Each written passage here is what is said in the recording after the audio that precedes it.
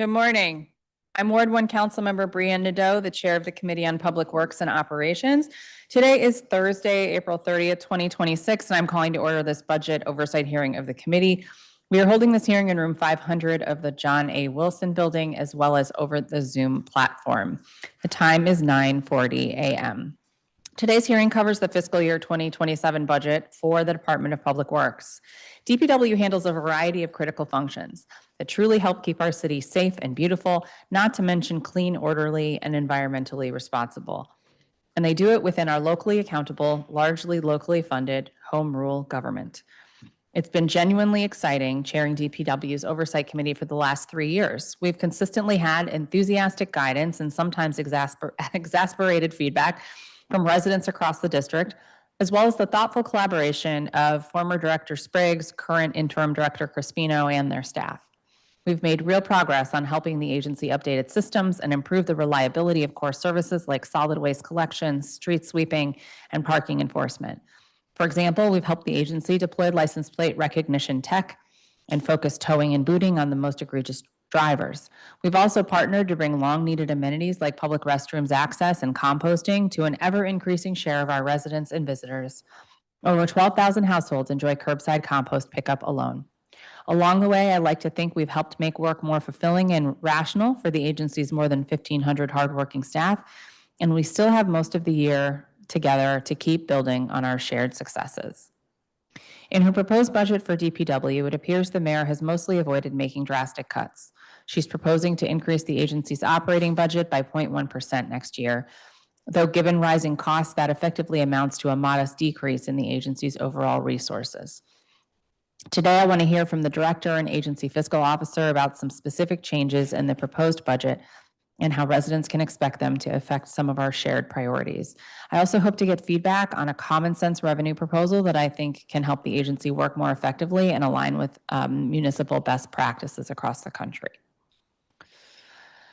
Just some logistics for today. If I call your name in the Zoom, we will be sending you an invitation to join the panel. You've got to accept that invitation in order to be promoted and access your camera and microphone.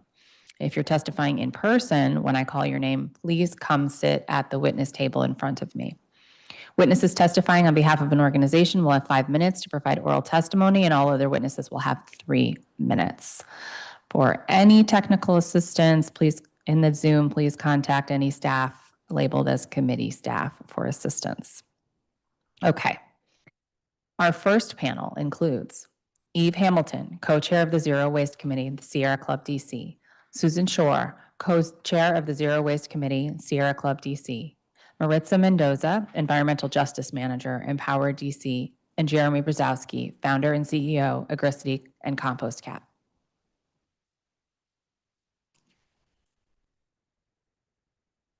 Okay, we'll give Jeremy a second. We can try to fill this panel if Maritza's not here yet. What about, is John Wiebenson here? Come on up.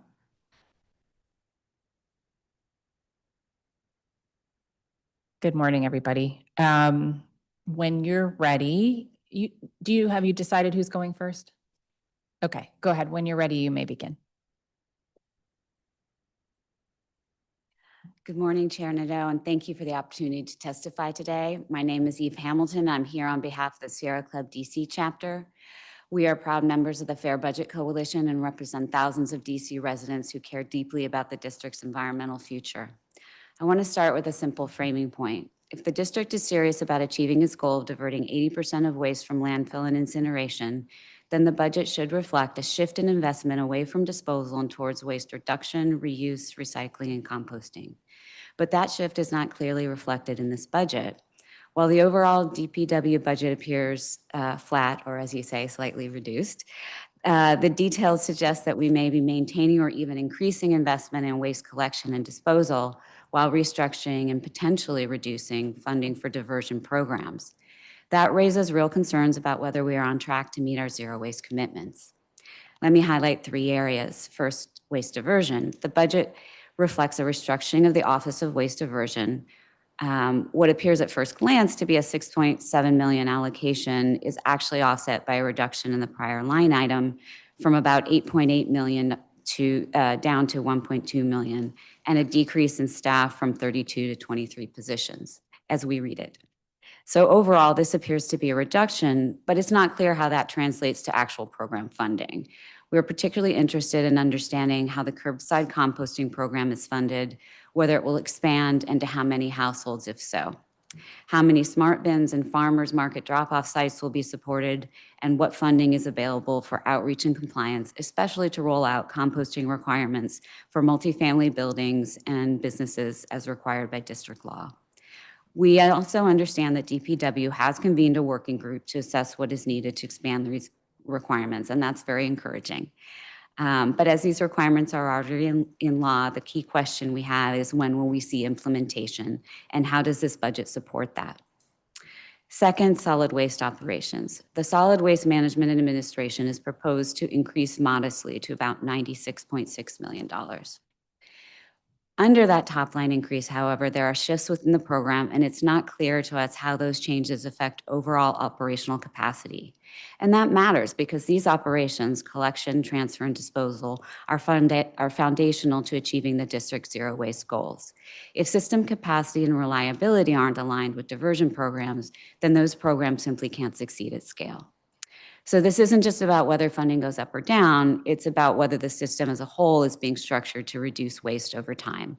And from what we can see, what we can parse, that alignment is not yet clear. And part of what's missing are the specific investments that would actually drive that shift. For example, we don't see clear funding for a pay-as-you-throw pilot, which would create direct incentives to reduce waste. It's also unclear whether capital funds are being used to procure compost collection trucks or whether DPW is making investments to transition compost collection in-house as a pathway to scaling diversion. But more broadly, it's not clear how the district plans to build the operational capacity needed to expand composting programs. What we are looking for is a clear picture of how this budget supports scaling diversion over time. And as I say, that is not yet evident.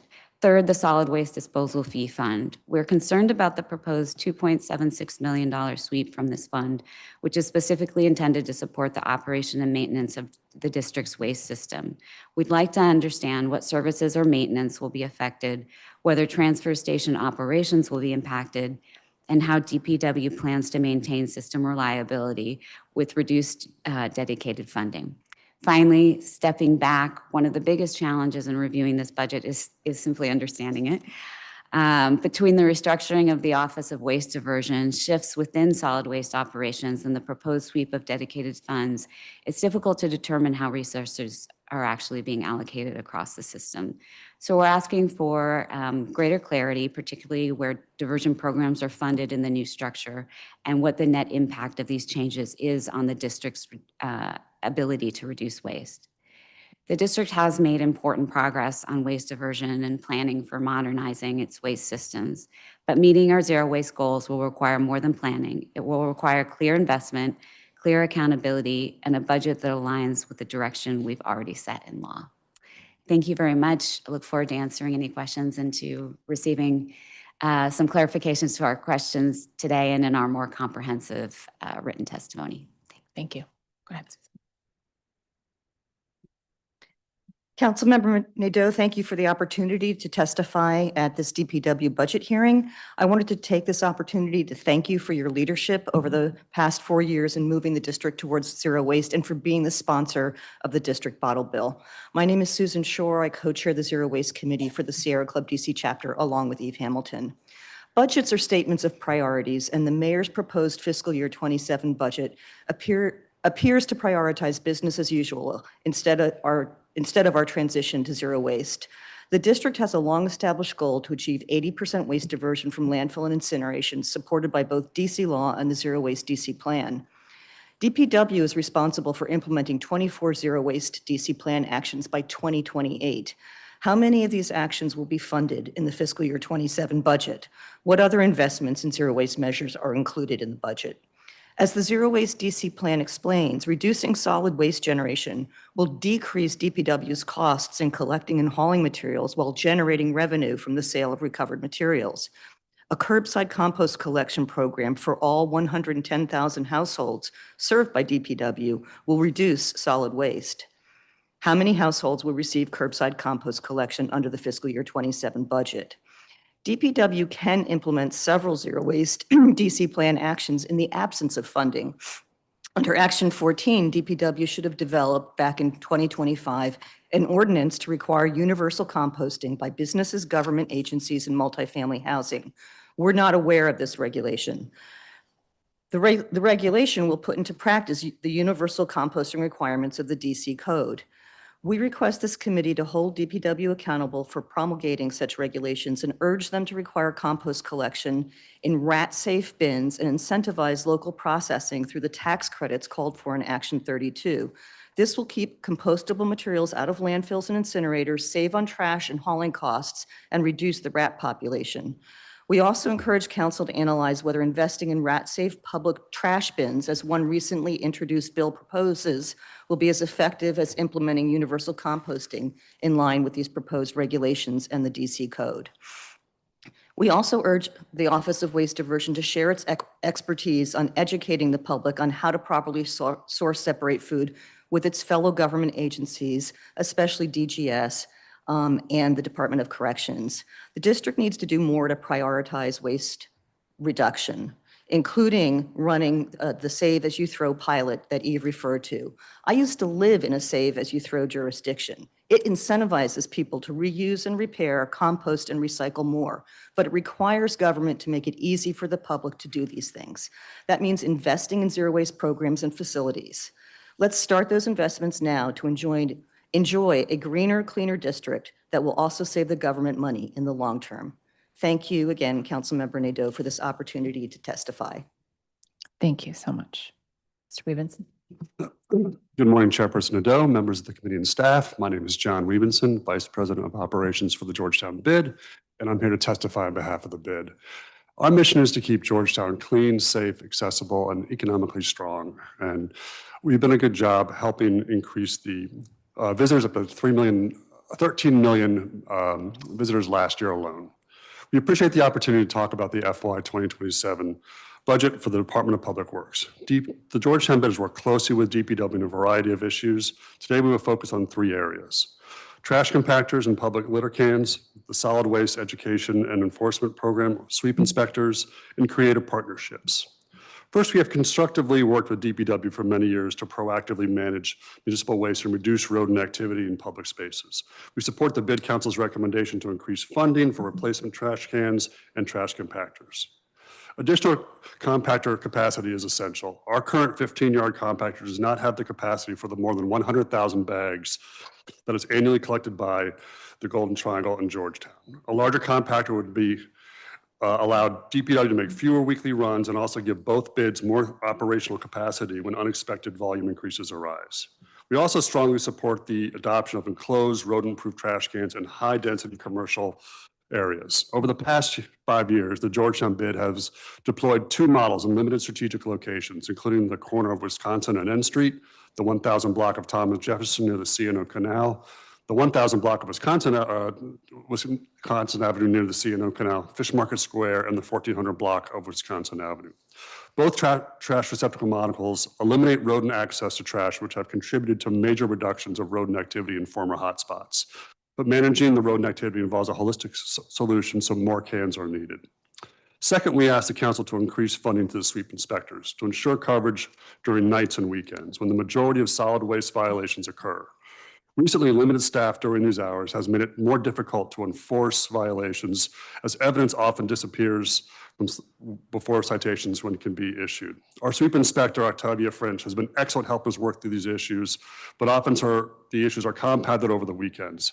Having a weekend and overnight inspection system would help with accountability for violators and would greatly improve the overall behavior towards positive change.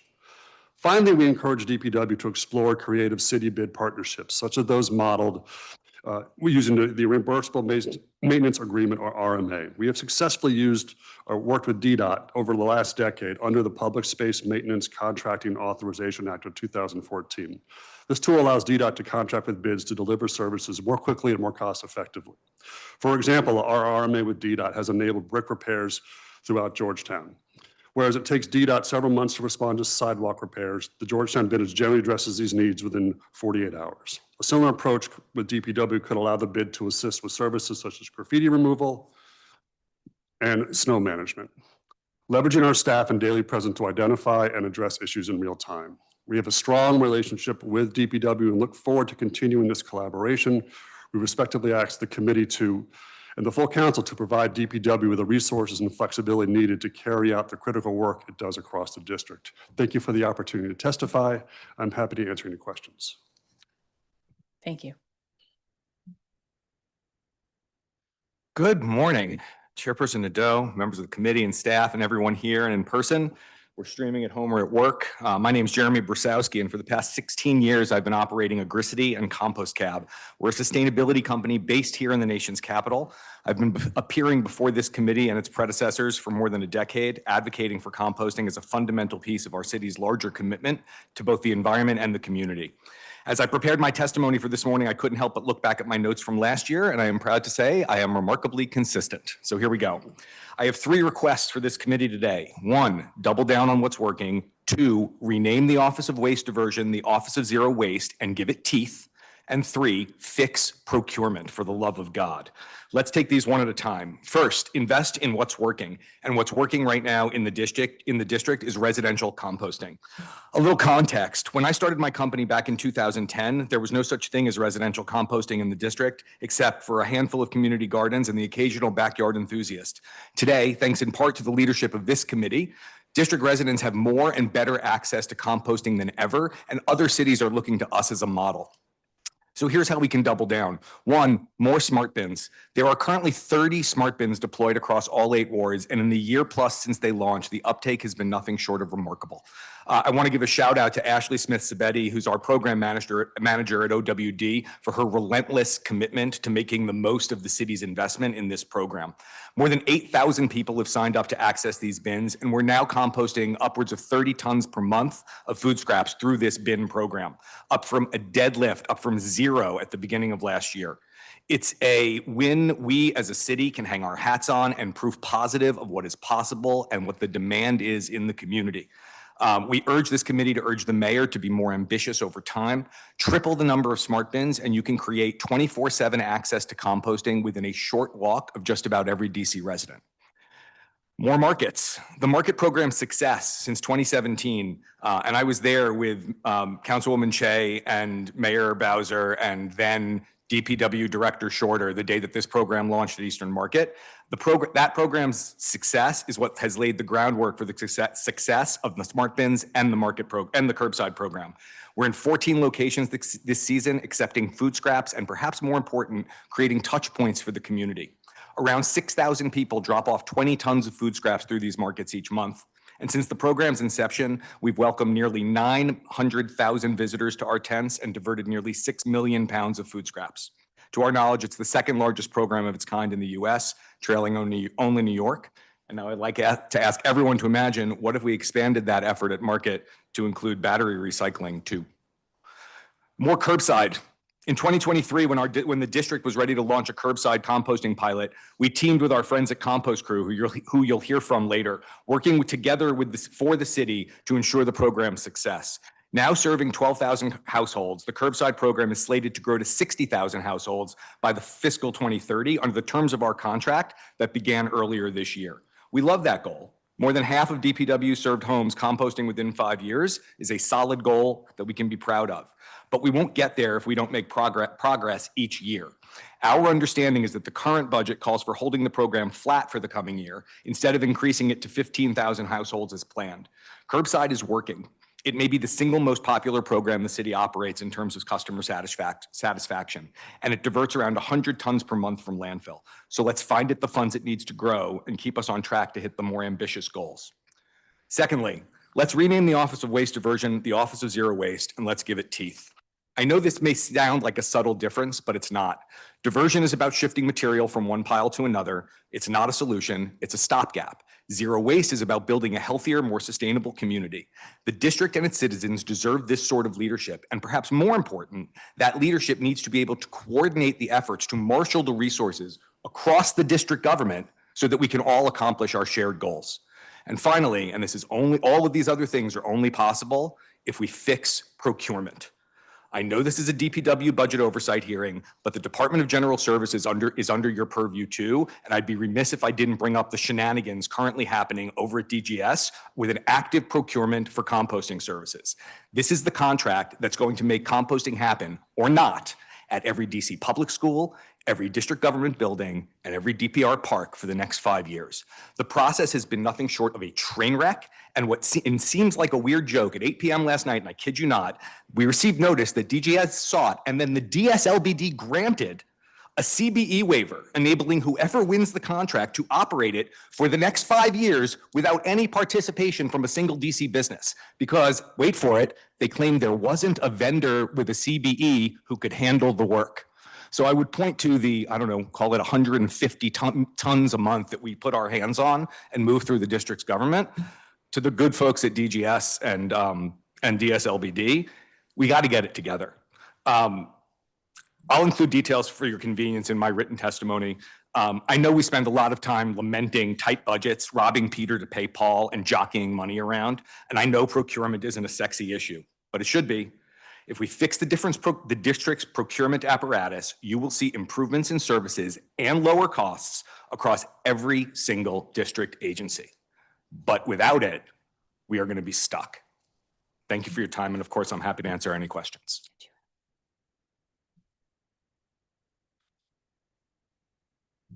Okay.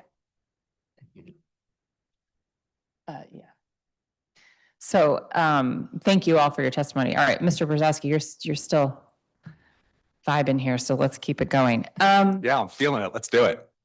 Okay, so you have a lot of experience with procurement, good, bad, and ugly. Correct. So this is one of the things that I was always like, DGS has independent procurement authority. So on the one hand, like that should make it more nimble, et cetera, and people who are frustrated by the OCP process may think, ooh, this is good, we can get out of that. But I think it creates some problems too, because then you don't have the centralized uniform system here. I don't know, you've been in both, so what do you think? I was very surprised to find out that there was a different system other than the technology backend, if I'm being. So you couldn't tell? Oh, no, you could tell because the front end tools that DGS is using are much better than the front end tools that OCP is using from a procurement perspective. As somebody who just, so last month, when within 13 hours of bids being due, they, for no reason at all, pushed the bid back 7 weeks. After we had already uploaded, all of the documents that you have to upload and everything else. Those were easier to upload this time around, which is great. But the communication over time and the ability for the district to procure what it actually needs is always compromised by the procurement process. So the DGS procurement is a great example. They are looking for a garbage hauler. You are not going to successfully compost 121 public schools with a garbage hauler running your compost program. And we know that. Now, we knew that 10 years ago, the first time this committee funded a school composting program and then had it blow up because of a procurement failure. And I know that from personal experience because I had to hire and fire half a dozen people on the back of that procurement failure. Oh, and by the way, a decade later, still no composting in the public schools. So once that money disappears, it never comes back, which is why I sit here year after year fighting so hard for the things we all work for. Like, it is, we have so much potential as a city, and we're always pleading poverty, and the answer is right in front of us. But no one in the public sector, especially big contractors for whom the system is working, is going to speak up and tell you this. You're never going to hear from the private sector, and you're never going to hear from the government about it because procurement scares the bejesus out of anyone who's ever got to get something through it. So it's very hard for them to speak truth to power. Mm-hmm. I sit here because I run a small business and I own it myself, and I'm willing to take on the risk and say, you know what? You got to burn it down and build it back from scratch. And if there's going to be a legacy of this committee, and I mean it from an environmental and a community perspective, there is so much money lying under the cushions if you just look for it. And the way to look for it is to clean the house. We have this. Your committee can do this, but it has to be something It ain't going to be easy, and it's not going to be pretty, and it's definitely not something you can campaign on. But God damn it, it should be. Well, I don't have that problem anymore. Yes, you so- don't. All right, well, we will certainly sidebar, so you can help us figure out which couch cushions to lift up. But, part of the discussion on this panel today has been about, raising the bar and also framing what we're doing appropriately so that it's very clear what our goals are and how we get there. For example, renaming the office. And I mean, the problem in my mind with the independent procurement agencies is they don't have as much context or experience in the field. They may be like, okay, so DPW and OCP's procurement process, we know is not perfect. We know, I've heard your testimony. But at least there is a team at OCP who works with DPW and the waste diversion team that has learned over the years how to do composting. And they're not starting from scratch and pulling things out of the air like DGS sounds like they're doing. I'm not about to take away their independent procurement. I can't, but I am going to raise some concerns about it and see what we can do. I am on that committee. It's not in my committee, but I will work with Councilmember Louis George on it because I know she cares about it a lot too. Also, maybe some economies of scale. So if I can. Yeah, and Susan, you can jump Yeah. in too, yeah. Please.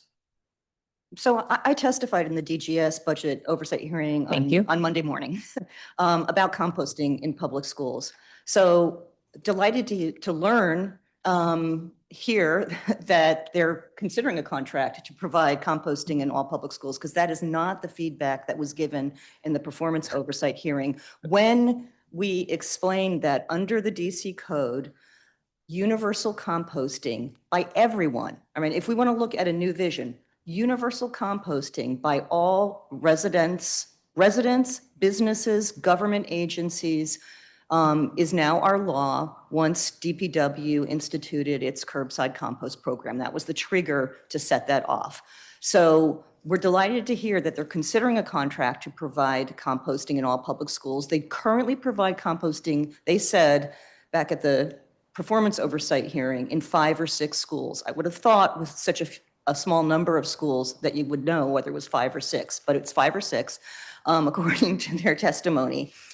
It was 61 10 years ago, but they seem to have some concern that they're not going to be able to educate school children on how to properly separate food scraps. And then they also explained how they're so proud of their recycling program, and they educated school children on how to properly recycle. And I know you know, Councilmember Nadeau, that what we can and cannot recycle is far more complex than what we can or cannot put into Yeah, the and sometimes we composting. think they got it right. Okay. But And so we did suggest, and that's why I'm saying in my testimony today, we really encourage the Office of Waste Diversion to work with DGS. The Office of Waste Diversion has figured out how to educate the public on how to source separate. well, I mean, kids aren't dumb. I mean, I think if I've learned anything, They're it's super smart. they're smart. I They're mean, super smart. my kids are like They're composting geniuses. correct. And also, yes, thank you, mine are. I'm sure yours are as well. It is anyway, we just the assumption that children don't know how to do things just irks me. But yes, But a lot of it Susan, is signage. if I can, so Sure. it's good to be encouraged that they're considering the schools. The contract as it's been put in front of people is an IDIQ contract that can be as little as $50 or as much as $975, just enough to sneak under and to be approved by the council. So it could be anything. So bid it at your peril. Well- It is exactly, and that's to lock in what composting is going to look like for the next 5 years. It's an insane procurement. so I'm going to throw something out here that we've been working on the other side of the shop here. We have challenges when the system is bifurcated when it comes to waste management, any kind of waste management. So here's an example. Residential street cans, one shop. Parks, another shop. But the complaints I get at Calorama Park are a combination of those two cans, right? So we're working right now to bring all of the government litter cans into DPW in one system because it just makes sense. It makes sense for constituents, it makes sense for workflow. And, it's probably just an historic system that's how it emerged, right?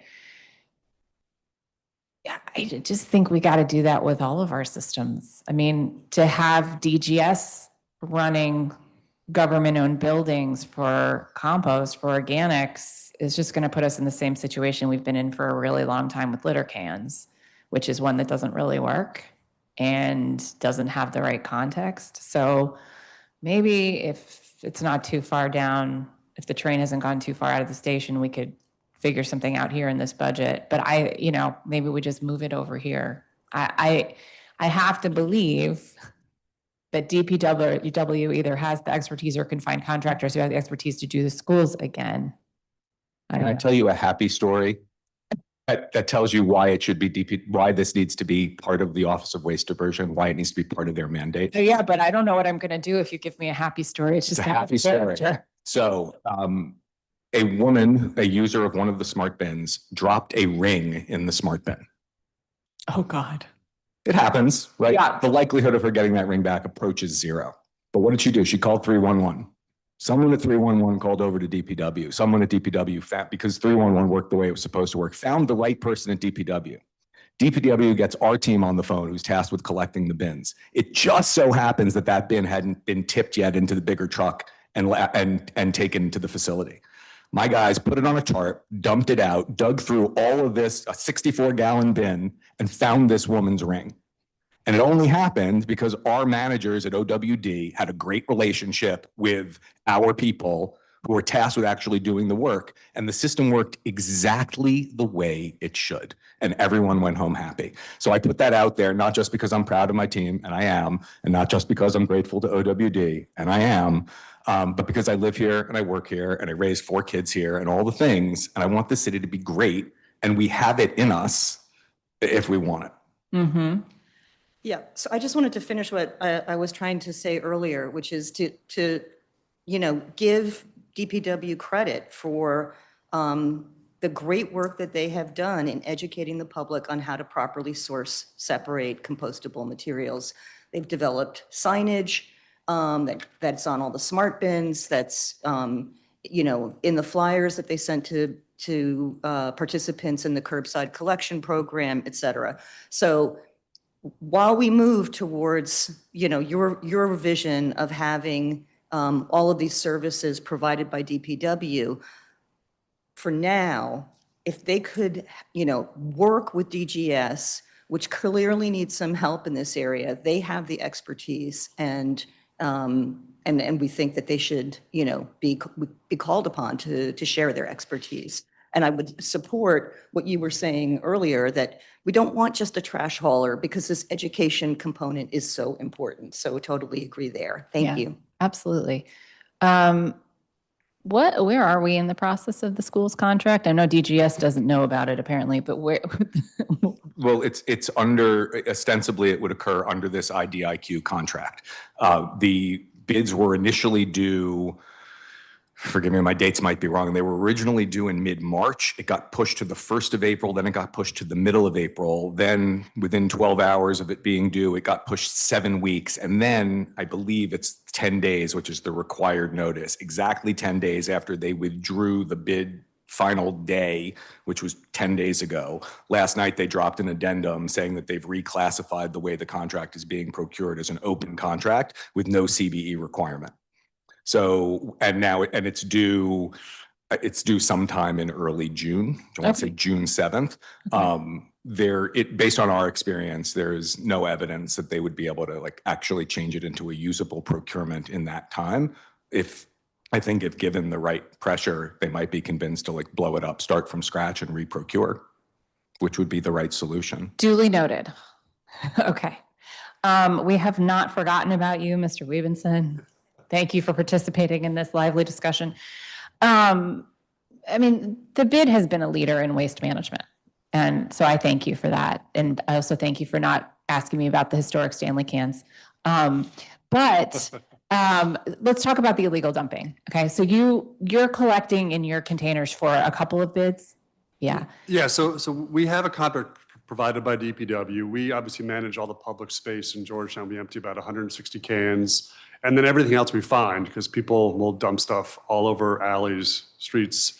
And then we work with DPW to get that stuff to their facility. So DPW has been a good partner, realizing that, as they know, anything can get dumped on the streets. And we want to get it off our streets as quickly as possible to work with them to collect it in a managed location so then they can come remove it. But you doing all that pickup, the piece that's missing really is the enforcement, because you guys can't do that and you can't investigate it. Yeah. We've been doing walks with DOH and DPW for 15 years. And, we identify a lot of challenges, but we know in Georgetown, it's a very robust commercial area. A lot of the challenge happen in the evenings. Restaurants are open till midnight, if not later. Weekends are busiest days. And a lot of the stuff we know gets lost. We try and educate, we try and document, but the real tool is having the enforcement piece. We do a ton of education, but without sort of that hammer to back it up, people will slide and not do what they should be doing. Some folks only respond to a fine or a warning from the DPW switch team, which are great. We love working with them, but we know they're limited on what days and what their shifts are. And so we'd love to see more capacity for them to be able to really make some change on some of the bad behaviors. Do you remember when DSLBD had those trash compacting grants for a little while? Yep. Was that useful? Yeah, I think so. What we learned is that the resources went pretty quickly. We know that Clean City had one for a while for compactors. As you learned in Georgetown, there are a lot of challenges due to space, power, and then how to afford it all. And so the grants are really helpful, but I think they went pretty quickly. And there are so many challenges in Georgetown, like other commercial areas, where not one solution fits. And so we like an idea of, if you can't get a compactor, containerize your trash. There are great products out there where you can put your toters in there. And the biggest solution for really on trash management and rodent control is limiting their access to the food source, which is trash, both public cans and private cans. So the sweep is great work on both of those. How much do the businesses in your bid have access to composting services? Are they trying to do that? It's a mixed bag. I think we have more questions about, is there going to be more of a process and a system? We have some folks who it's in their model and they'll do it, more willingly and more voluntarily because they want to do it. Other folks, I think, like if it's recycling, whether it's grease, whether it's cardboard, they'll do it because they have to. And so I think more opportunities for businesses to be part of it, which I think is great because it does, as everyone's talking about, reduce the food waste that goes into the trash and then into landfills, all those kind of things, and feeds rodents. Yeah. I've been listening to a lot of candidates talk about rats lately. It's fun to not be up there, let me tell you. But, there's a lot of conversation about how do we containerize trash. Yeah. And there is some conversation about diverting the organics. But it's not front and center for the commercial businesses the way it is for residential. And I think that's probably a government failure, frankly, because, it's we have to kind of put some skin in the game. I'll ask, while you're here, Mr. Brzezowski, do you have commercial clients too? And what's the market share on that? We do. It's not our primary business, but we do have commercial customers. We've also, we were a grant recipient through the DSLBD a few years ago of the Food Waste Innovation Grant Program, where there was funding to get a bunch of small businesses in DC composting. And we did that, and most of them, when their funding, not most, about half of them dropped off as soon as their funding ran out, because it's just not an incremental cost that they're prepared to bear. And the system at its current scale is not generally a financial wash for these businesses. And especially the smaller businesses, even if it's a relatively nominal fee, $130 a month, $160 a month, something like that, is a lot if you're running a one-person operation or a two-person operation in a small commercial kitchen. For the larger businesses, it becomes we all know that this is a challenging time in the District of Columbia for a whole bunch of reasons. People are price sensitive in certain ways and not in others. And so absent regulatory pressure, we think that we have and when I say we, I mean we and my peers in the community have tapped into the low-hanging fruit and the deep green organizations that are going to do it because they want to. People are going to need some prodding, or the economics are going to have to change dramatically in order for it to get the scale that it needs. And usually those two things go hand in hand. Pay to throw and incentives, basically. Some version of, carrots and sticks. Both of you mentioned earlier, we don't want a commercial hauler to just show up and take all of the composting from the schools. I assume that also there isn't an easy fix that we just need to require commercial haulers to also include composting for their commercial clients in the District of Columbia. We really do need a separate program okay.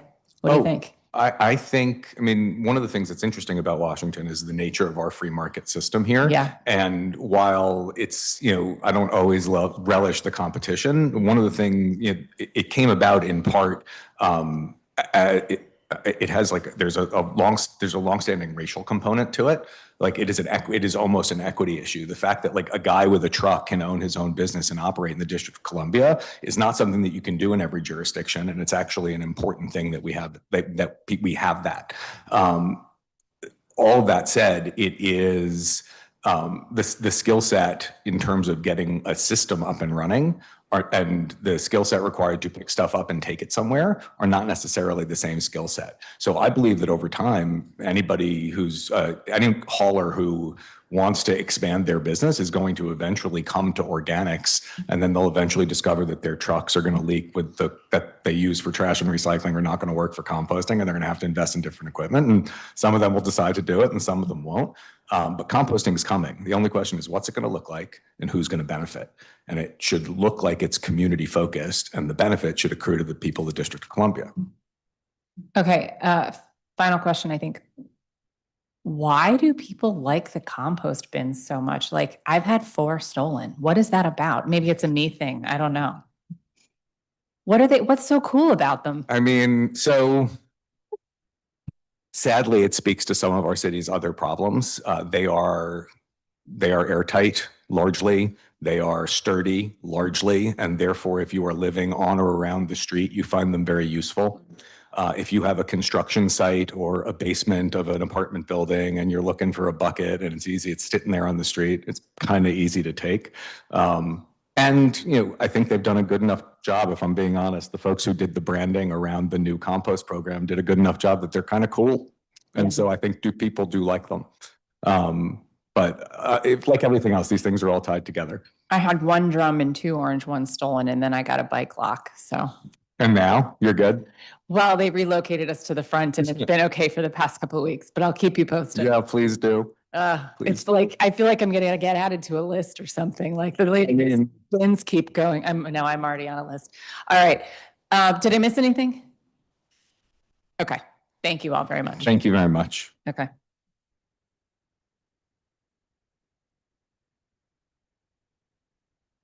Our next panel includes Commissioner Joe Bishop Henchman, ANC 5F, Rick Moore, Chief Revenue Officer of Compost Crew, Kevin Pogue, President of AFSCME DC 20, Local 2091, and Victor Barry.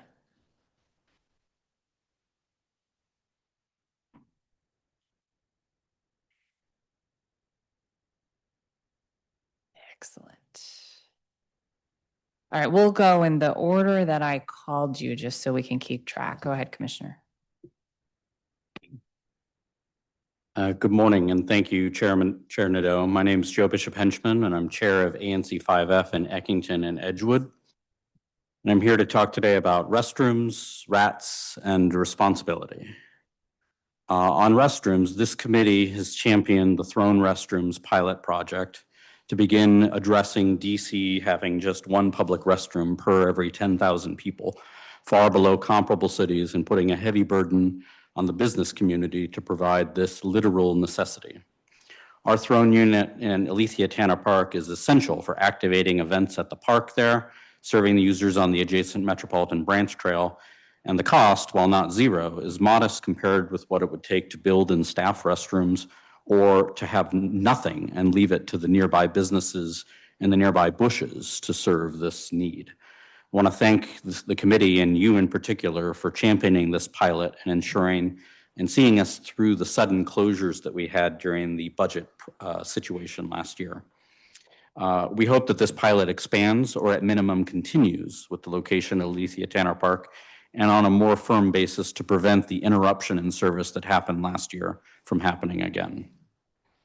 On rats, as you've noticed, the council has a number of bills pending relating to rat mitigation in front of it, and none too soon. A recent study found that among 15 major cities in the world, DC rat population is growing the fastest, and one estimate puts their number at 2 million. Over the last 10 years, rat complaints to 311 have risen 13-fold, and in my neighborhoods of Eckington and Edgewood, our rat complaints run at 2.5 times the city's average. New York City, to the north of us, has leaped from leaving trash and bags on the street to deploying rat-proof trash cans throughout the city.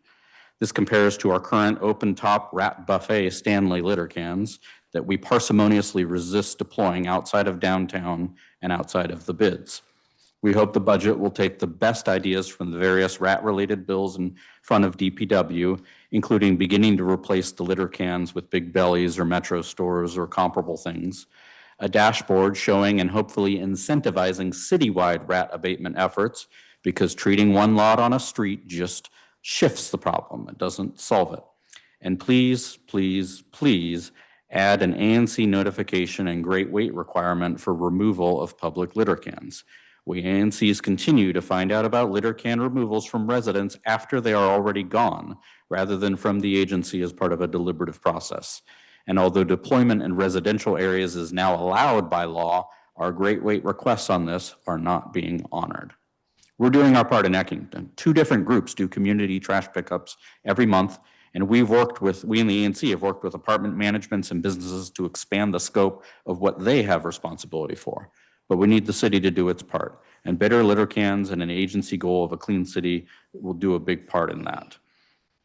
If the agency is setting up new pilots with new types of cans, sign us up in Eckington. Responsibility. The snowcrete has finally melted, and it's left us with lessons about how we need better and earlier public communications, a dashboard that shows not snowplow location, but snow clearance progress, and prioritizing not just roadways, but also a pedestrian network, including a chart showing public responsibilities for areas of hazy jurisdiction. On that last point, we have a pedestrian bridge at Bryant Street, which connects Eckington and Edgewood with the Rhode Island Avenue metro station. Thousands of people use it every day. And as we have learned after years of finger pointing about this bridge, it's on CSX land. It connects WMATA property with MRP Realty property. It's owned by DDOT and it's managed by DPW. If you walk on it, there are signs that no one takes responsibility for it. It's covered in graffiti. When someone spilled a bucket of paint on it, no one cleaned it up until I escalated it to Councilmember Parker and he got the agency involved. On more snow events than not, it's forgotten for pre-treatment and post-storm clearance. We have made progress. And this last snowcrete event, the bridge was cleared on day 1, unlike basically everywhere else in the city. So I can't really complain about that. DDOT has quietly assured MRP and WMATA that they can pre-treat and clear to their heart's content, although that doesn't really reach a legal agreement. Commissioner Arusani and I, helped by several council members, raise issues as we see them, and it spurs action. But this needs something more durable.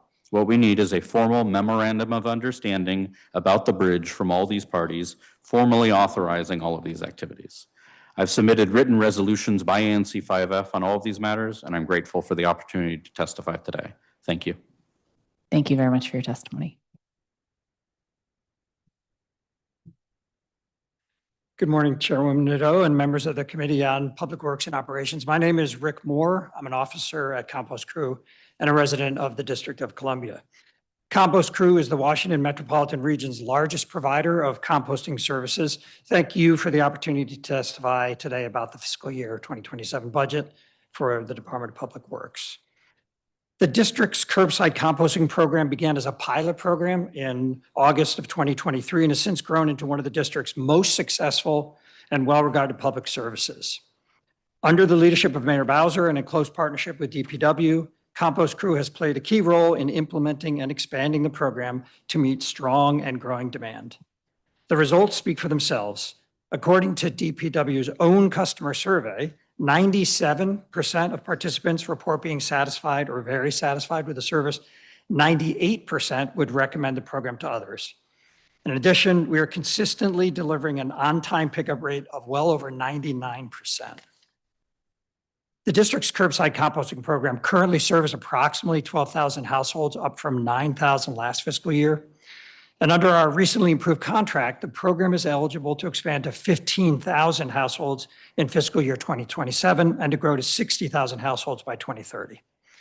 Unfortunately, the proposed FY 2027 budget does not include funding for the planned FY 27 expansion. We estimate the incremental cost to expand from 12,000 to 15,000 households to be about 1.2 million, or 0.009% of the district's proposed budget. Madam Chair, as you know, demand for the program already outpaces available capacity with a lengthy and growing waiting list.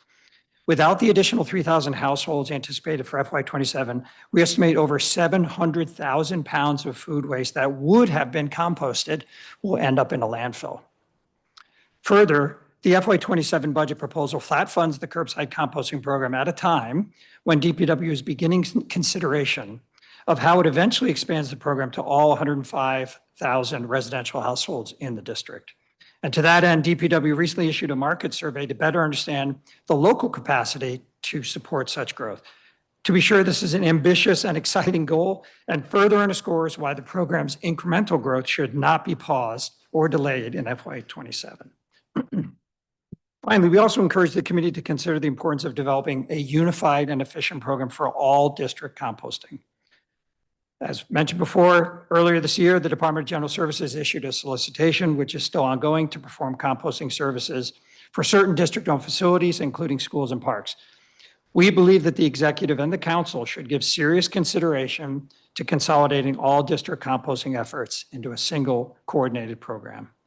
Doing so would allow the district to benefit significantly from economies of scale, greater operational efficiency, and most importantly, consistent service delivery and resident satisfaction. In closing, Chairman Nadeau, the district has invested significantly in recent years to expand the amount of food waste diverted from landfills and recycled into environmentally beneficial compost.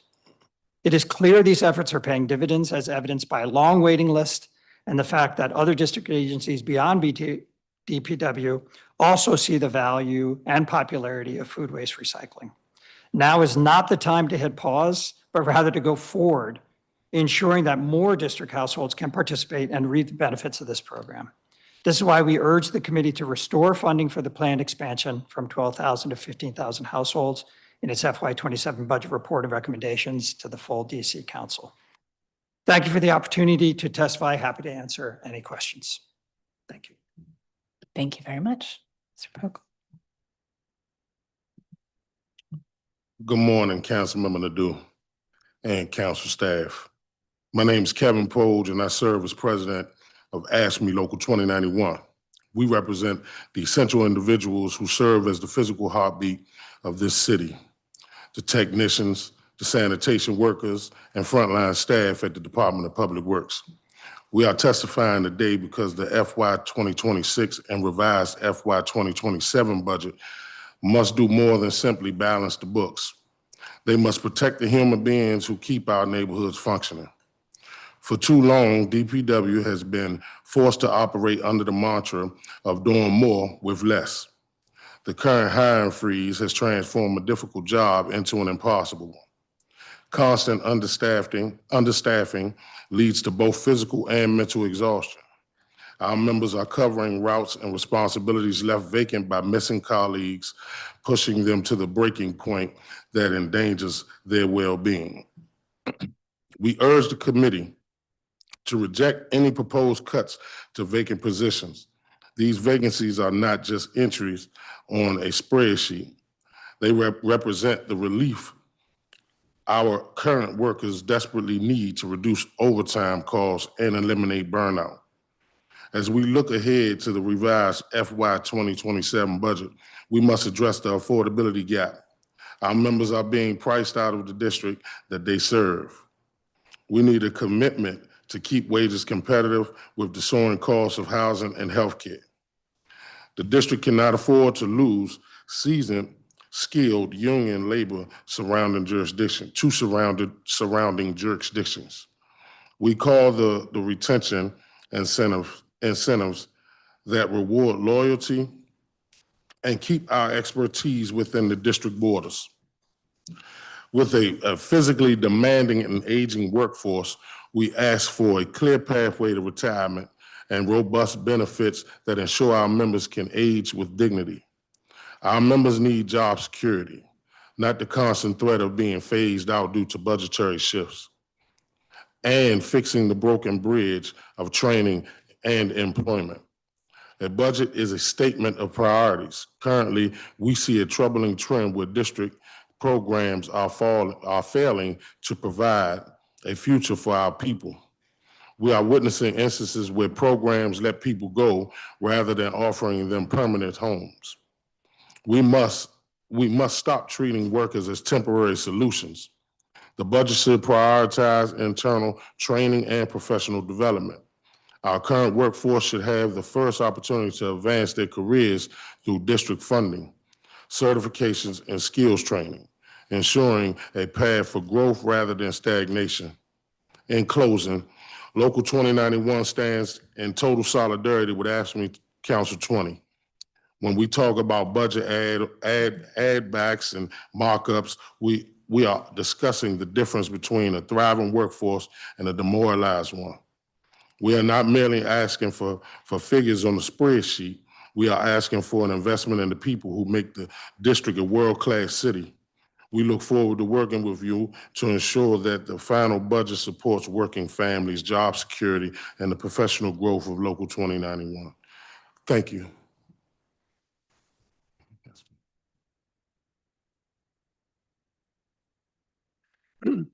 Good morning. My name is Victor Barry. I'm a resident on Bryant Street. I'm here to talk about the DPW facility at 201 Bryant Street. I am also joined by two of my neighbors, Shirley Brock and Lola Perez. We're just a subset of the neighbors who have been having difficulty with this facility for years now.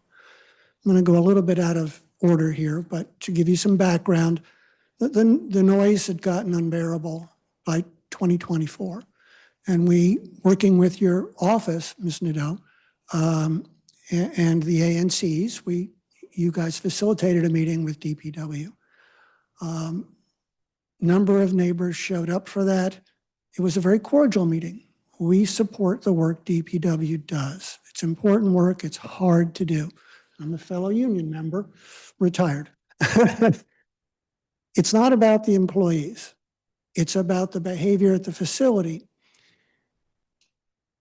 DPW management told us they wanted to be good neighbors and work with us. Hasn't worked out. Over 2 years later, the problems that were partially fixed have all returned, and DPW has become silent. They no longer respond to my emails. We have to escalate this. Your office, as well as committee member Parker's office, is assisting us as well with trying to set up another meeting. The problem is, unfortunately, that the city is running a facility that needs to be an industrial zoned area. It is in a residential area right across the street from our house. They operate 24/7. The noise is actually worse from 11 p.m. to 7 a.m. They're breaking a number of ordinances daily. They're doing it every day, to where they idle their trucks for upwards of hours. And in order to do that, what they do is they put their trucks in fast idle because of the 10-minute cutoff that the regular idle has. And then they leave, leaving trucks in an unsafe condition. There's no one there.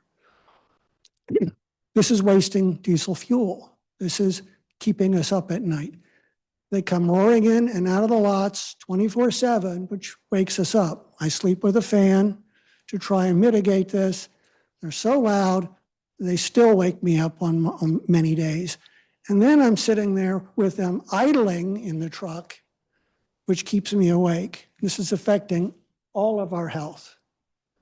Now, my belief is if these people were understood, because I'm not sure that this ever got communicated to them how they're affecting us.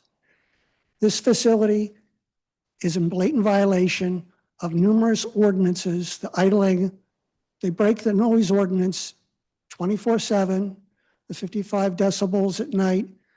Just sitting there, they're at 60, and it spikes up the entire time they're sitting there. Then when they roar in and out, they're at the 80s, okay?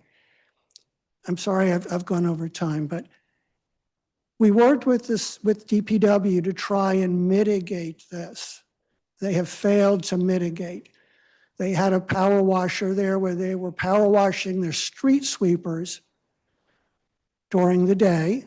They were also doing it at night. They stopped doing the night. This is a gasoline powered, and they ran 24/7 even when they weren't using it. Luckily, the police shut that down.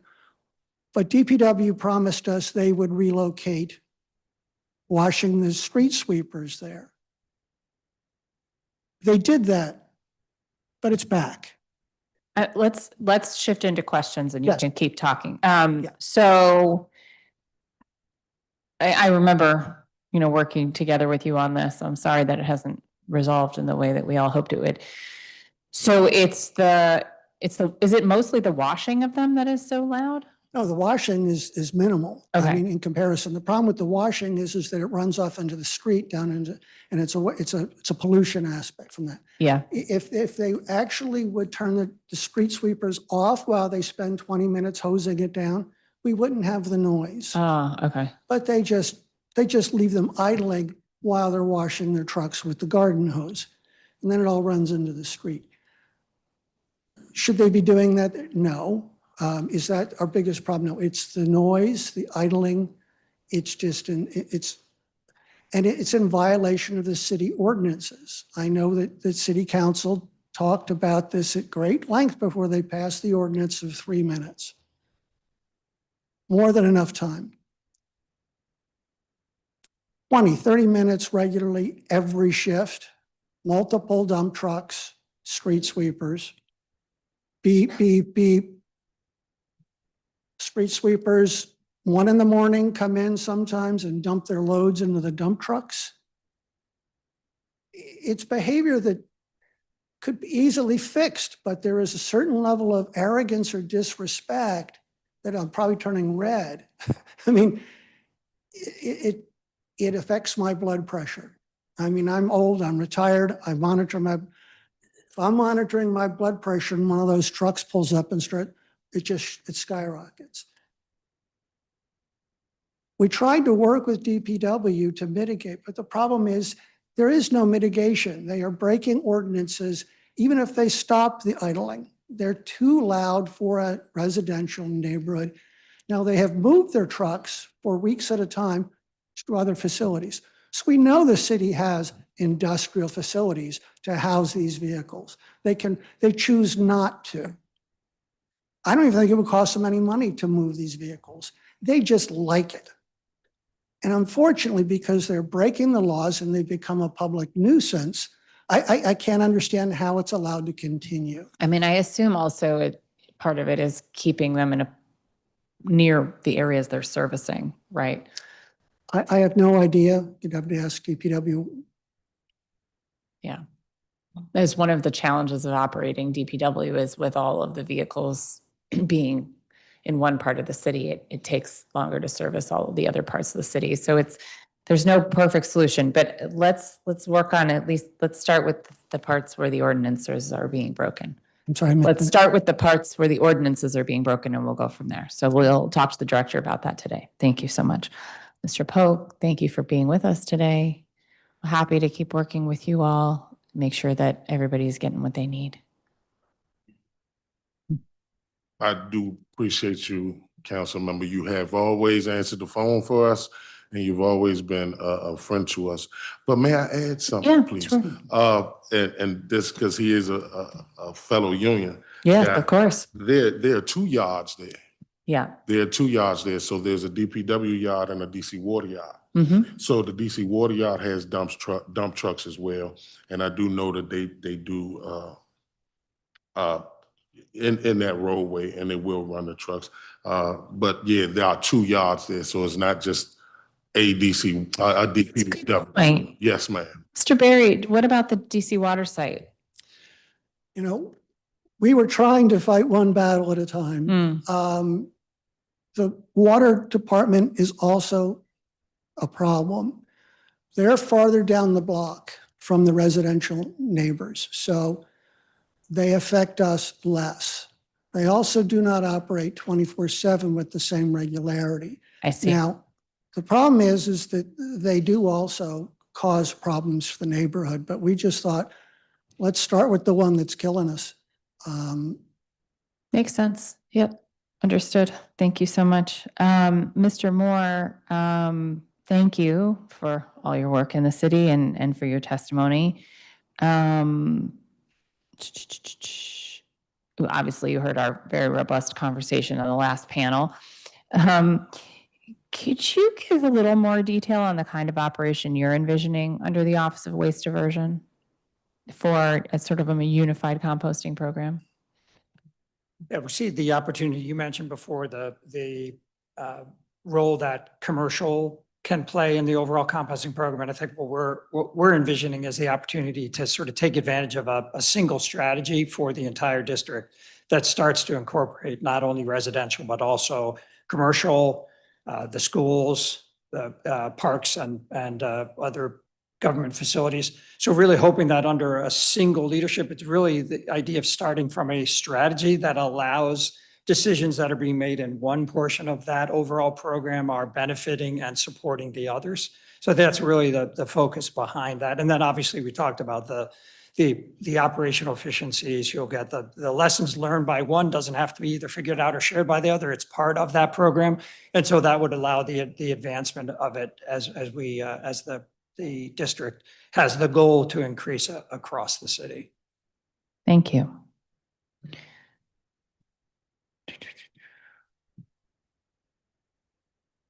So could you talk a little bit, if you know about, so we're talking about a variety of collection tasks here, right? Between curbside and facility-based. What do economies of scale look like across those different types of uses?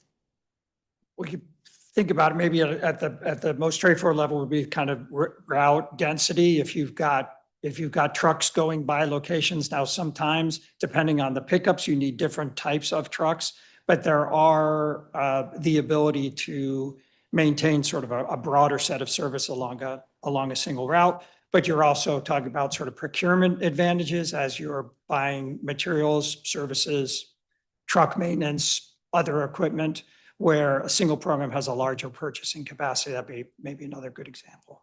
Great. So, and in DC, we should be able to achieve route density pretty easily, I assume. For sure, yes. Although we do it the best in Ward 1. We are the densest. Okay, Commissioner. I'm like sitting here ready to create a bridge authority at this point. We'll keep you posted on that. Okay, fun question for you. So there's a new taco stand about to open at Alethea Tanner. We're very excited. We're very excited. What are you expecting in terms of foot traffic and what should the Throne anticipate?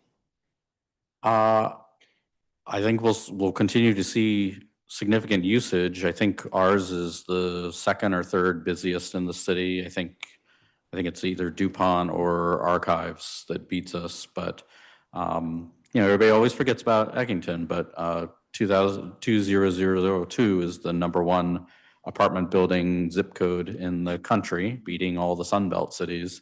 So we've got a lot of activity and activation happening at that park. So wait. #1 in what?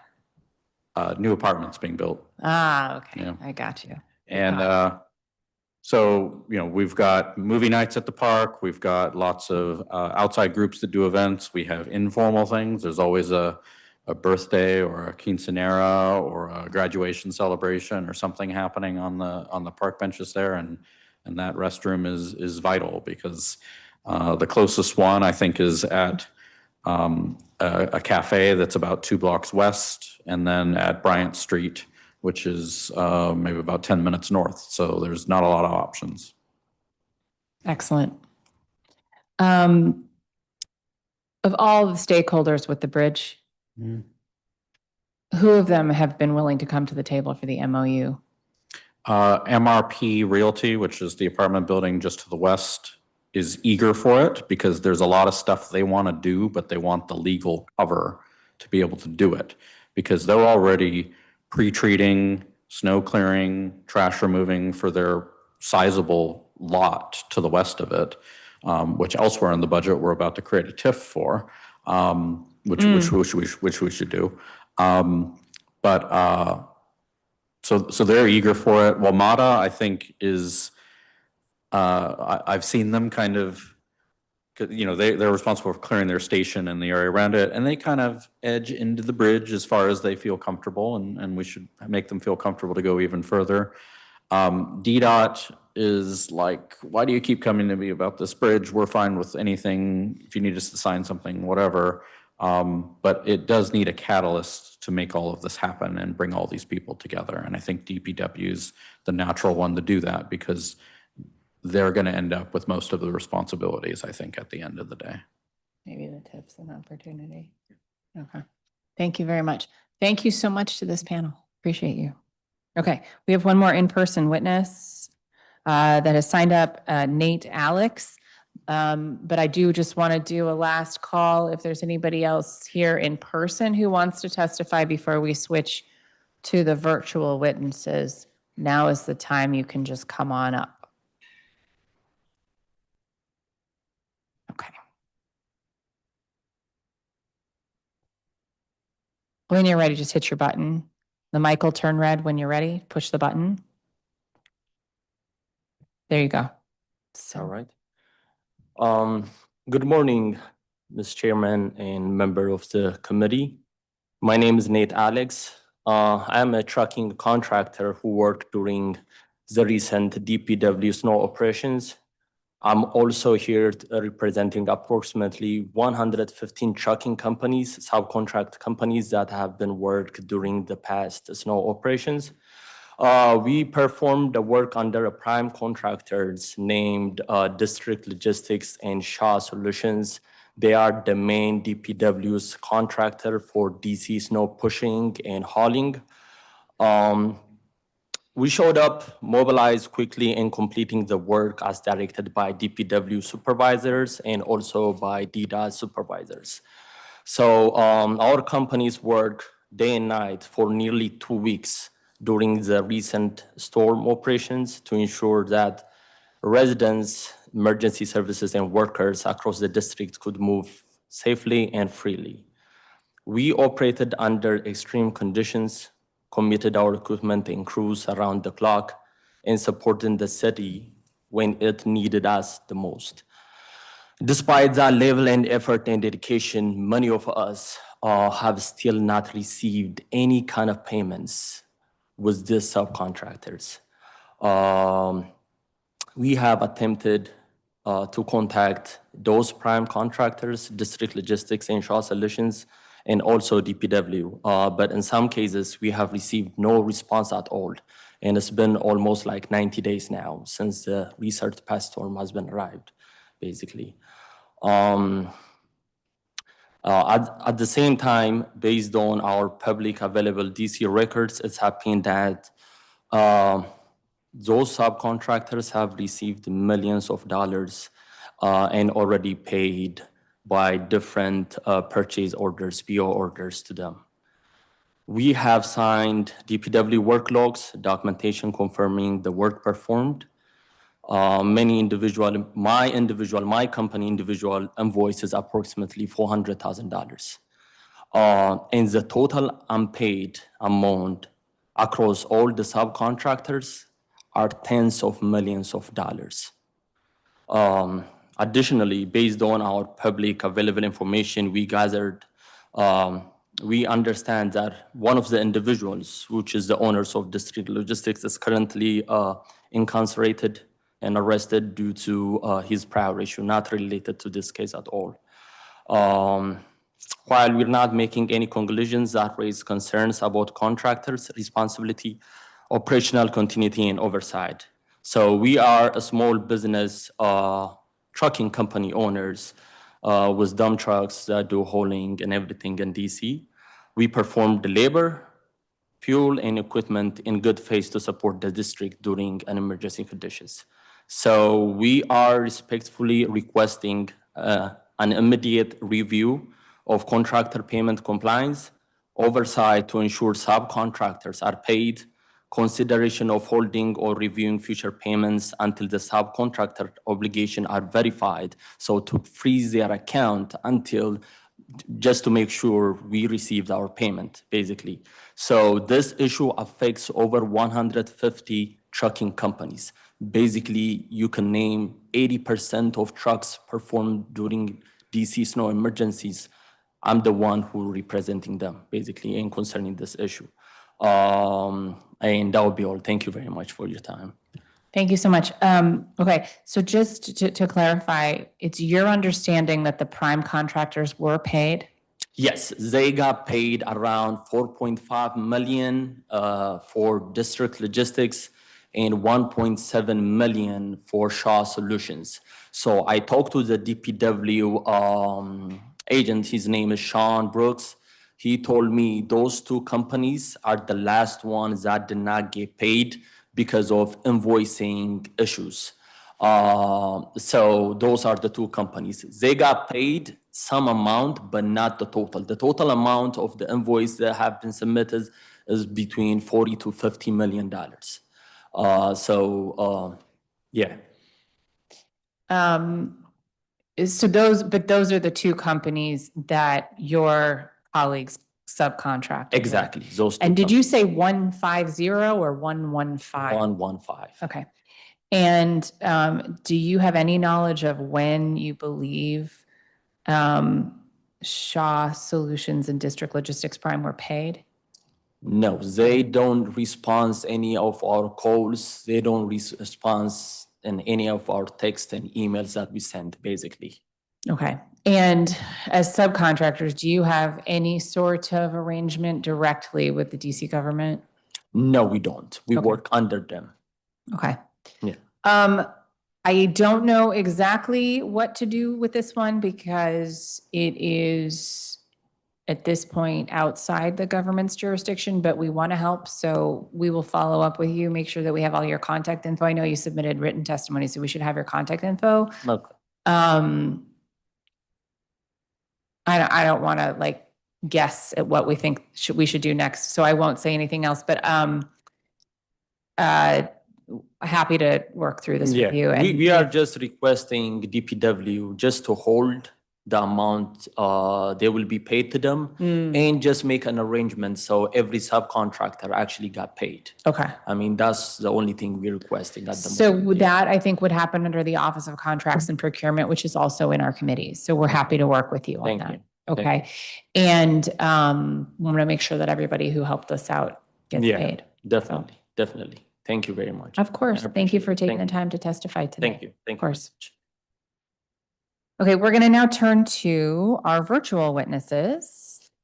I'm going to call all of them, but they are not all in the Zoom. But, you know, just in case someone's hanging out by a different name by accident, I'll just call everybody. And if you don't receive an invitation to be promoted, just raise your hand after that so we can get you up here. Okay, so Commissioner Jeremy Sherman, Chair of ANC 1A. Commissioner Jamila White, ANC 8A. Paula Edwards. Max Broad, Executive Director, DC Voters for Animals. Joey Davis, President AFG Local 1975. Kevin Maloof. Deborah Colvin. Maritza Mendoza, Environmental Justice Manager, Empower DC. All right. That is literally everybody who's in the Zoom, so I don't think we missed anyone. And we will go in the order that I called you. So Commissioner Sherman, you're up. Fantastic. Thank you. Good morning, Chairperson Nadeau, staff, and members of the committee. It's great to be here. My name is Jeremy Sherman, and I serve as chair of ANC 1A. I'm here to talk about trash and rats and why they are inseparable in this budget conversation. Chairperson Nadeau, you know Columbia Heights very well. We are one of the densest parts of the city with bustling public spaces and metro stations and a major shopping corridor that generates an enormous amount of trash. The Ward 1 clean team does a great job, but still public trash cans and recycling bins in public spaces throughout the neighborhood are regularly overflowing with trash. And the rat problem is severe. I hear it constantly from neighbors, and it is among the most consistent complaints I receive as a commissioner. First, I want to discuss removal of public trash bins. My fellow commissioner already mentioned that public trash bins have been removed without any advance notice to the ANC or community. 2 times I have received a flood of emails from neighbors when trash bins were removed without any notice and they were confused and frustrated. DPW has been responsive when I have raised this, and I appreciate that, but we need a better system. ANCs in affected communities should receive advance notice before public trash infrastructure is removed. In February 2026, ANC1A unanimously passed a resolution calling for comprehensive rodent mitigation reform across the district. That resolution was grounded in something we hear from Columbia Heights neighbors consistently. Rats are everywhere, and no matter how many times DC Health responds to a complaint, the problem comes back. And it's because we are not addressing the root cause. The root cause is food access, and the root cause of food access is unsecured trash. Chairperson Nadeau, I am urging you to schedule hearings on 2 bills that directly address what I am describing. The Public Trash and Recycling Container Budgeting Act of 2026 would ensure DPW has a clear plan for funding funding commitment for rodent-resistant public trash infrastructure.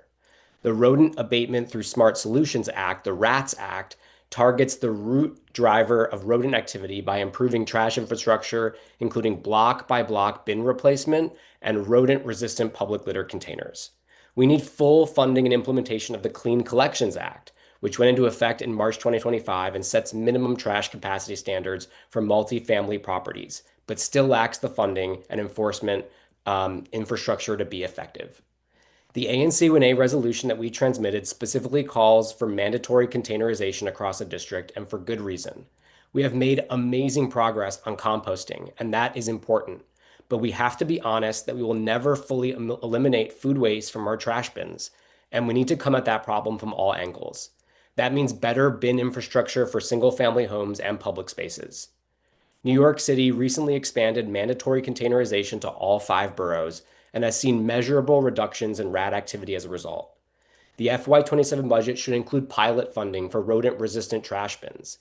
It is time we invest in this, test it, gather the data, and build towards making it a standard. The budget also needs to invest in pilot programs we can learn from and scale. DC Health is running a rodent birth control pilot in Adams Morgan, combining liquid contraceptives, targeted baiting, and improved trash practices. I'm urging this committee to help identify seed funding in the DPW budget for that kind of coordinated pilot work in high-need corridors like Columbia Heights. We have to start now, even in difficult budget years. All of these bills did not emerge from one office. Councilmembers Lewis George, Pinto, and Henderson, and yourself, Councilmember Nadeau, have been active on various pieces of this puzzle. That is an amazing opportunity. This is a moment where the council can bring all these complementary efforts together into something unified, something the entire council can rally around and begin to fund in this budget cycle. I urge you to work across those committee lines to make that happen. Ultimately, my ask is find some seed funding for pilot programs that can inform a scalable rodent prevention strategy, hold hearings on the bills before the committee, ensure the Clean Collections Act gets some implementation resources it needs.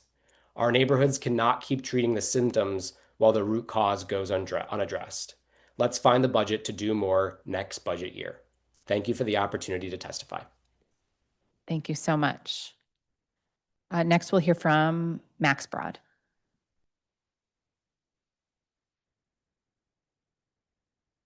Hello, Councilmember Nadeau and committee staff. Pleasure to be with you today. My name is Max Broad, and I'm here to testify about the Department of Public Works plans and budget for FY27. First of all, with compost, I'm thrilled to see the continued success of the district's compost program. The many outlets to compost in the district are growing in breadth and depth. Backyard and garden, farmers markets, private haulers like Compost Cap and Veteran Compost, smart drop bins, and now a growing curbside compost program. This is essential to the Zero Waste Omnibus Outlaw, important to our climate goals, which is ranked as the #6 climate solution by Project Drawdown and a key component of the Sustainable DC 2.0 plan. And thirdly, a central tool in stemming the tide of rodents. If we can get food waste into secure compost bins, we can get food out of the mouths of rats.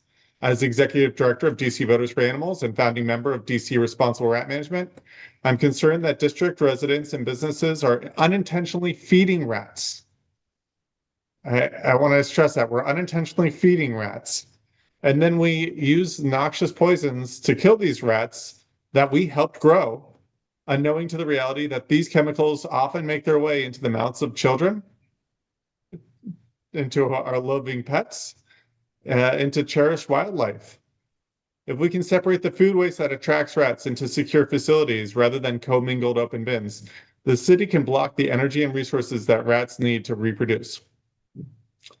DPW is probably the most important agency for managing the district rat population. Not only is compost a key part of the solution, but so is a ton of trash collection. Our open-top public trash containers wholly fail to prevent rats from accessing discarded food. Rats are a simple math equation. More food resources means more rats. Attending to the bins as they fill up and before they spill over is important to keeping food out of rats' mouths. Any rat management expert will tell you we cannot kill our way through a rat population. We have to use smart sanitation and prevention to get there. In that vein, I urge DPW to consider modernizing our trash bins on public grounds. The city of Boston has started a program to roll out metal trash containers that prevent rats, and I've started to see them in DC. The bids are turning to these containers as they directly work to fight back the rat population. They need your help. I know that we cannot change this overnight, but I strongly suggest working with the Office of Contracts and Procurement to get cost estimates for the best price so we can start phasing in better bins. To curtail the unregulated, unsafe use of poisons used to kill rats, we need smart sanitation. We've seen a slew of laws be introduced or bills be introduced in DC Council to address these, whether it's Councilmember Henderson's proposal to secure waste in public trash containers, Councilmember Louis George's proposal to collect better data on rat activity, or Councilmember Pinto's proposal to secure waste in restaurants, businesses, and alleyways. All of these get at the crux of the problem. We cannot kill our way through the rat population. Sanitation solutions are smart and the most vital path to getting the rat population under control. Better containers, better sanitation, and better compost will go a long way to serving our community, our businesses, our sustainability goals, and our ecosystems. Thank you so much. Thank you very much.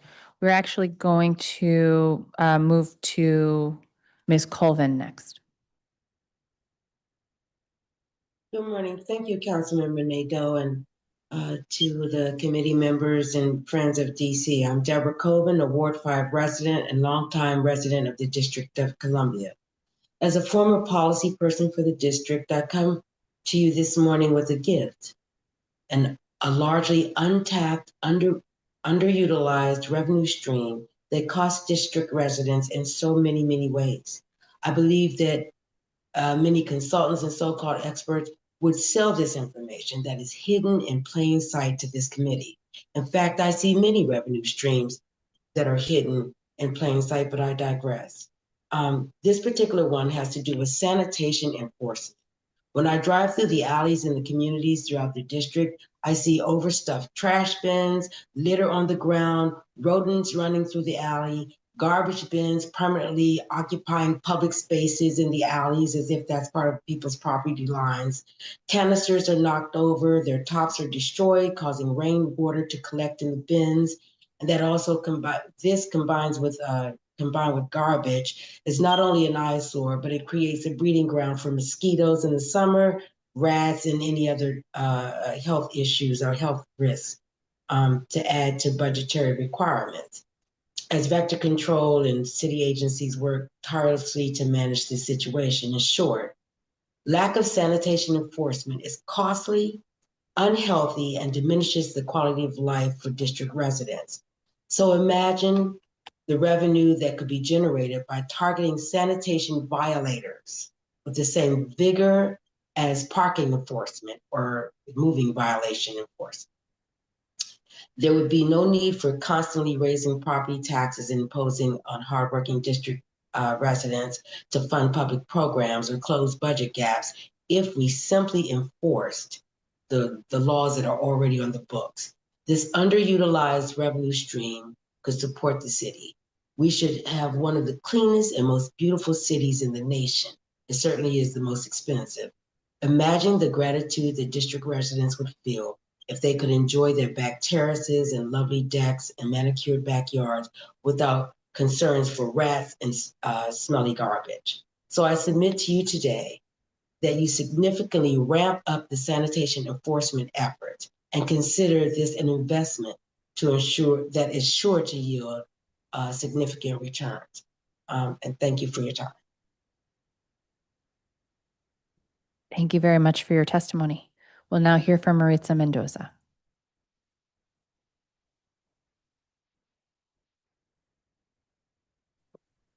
Thank you, Chairperson Nadeau and committee members and staff for the opportunity to testify today.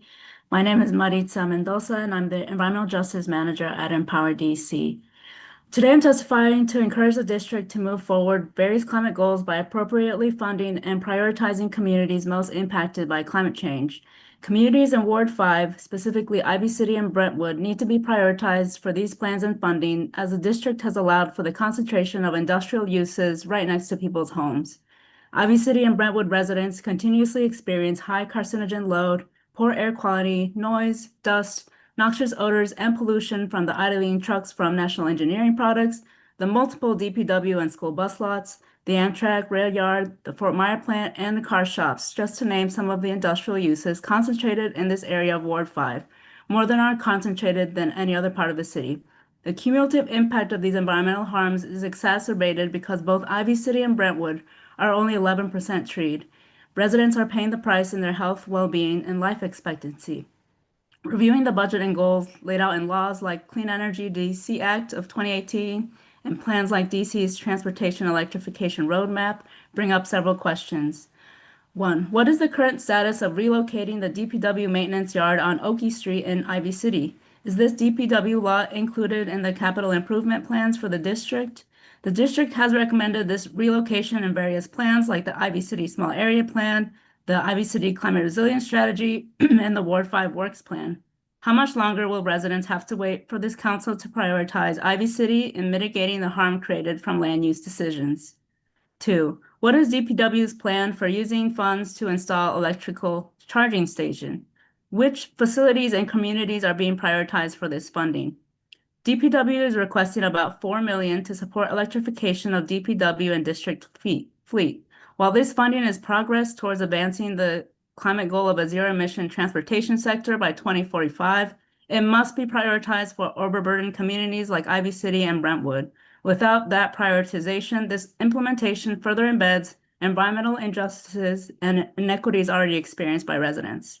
How does funding the replacement of heavy-duty vehicles align with the district's goal to purchase or lease only zero-emission vehicles beginning in 2026, as laid out by the Climate Commitment Act of 2022? What wards will bear the brunt of the continuation of heavy-duty vehicles? We encourage the district to align its funding priorities with its stated values. It must be reflected in its budgetary priorities. DC recently received a grade of F for ozone in this year's State of the Air report put together by the American Lung Association. A common talking point I hear is that much of the air pollution seen in the district is from people coming into DC. But that should only serve as further incentive for the district to reduce the emissions that it can control to protect its residents. Ozone is a harmful pollutant that is caused by emissions from vehicles reacting with sunlight and extreme heat. Thus, areas that are heavier in vehicular traffic have higher environmental burdens.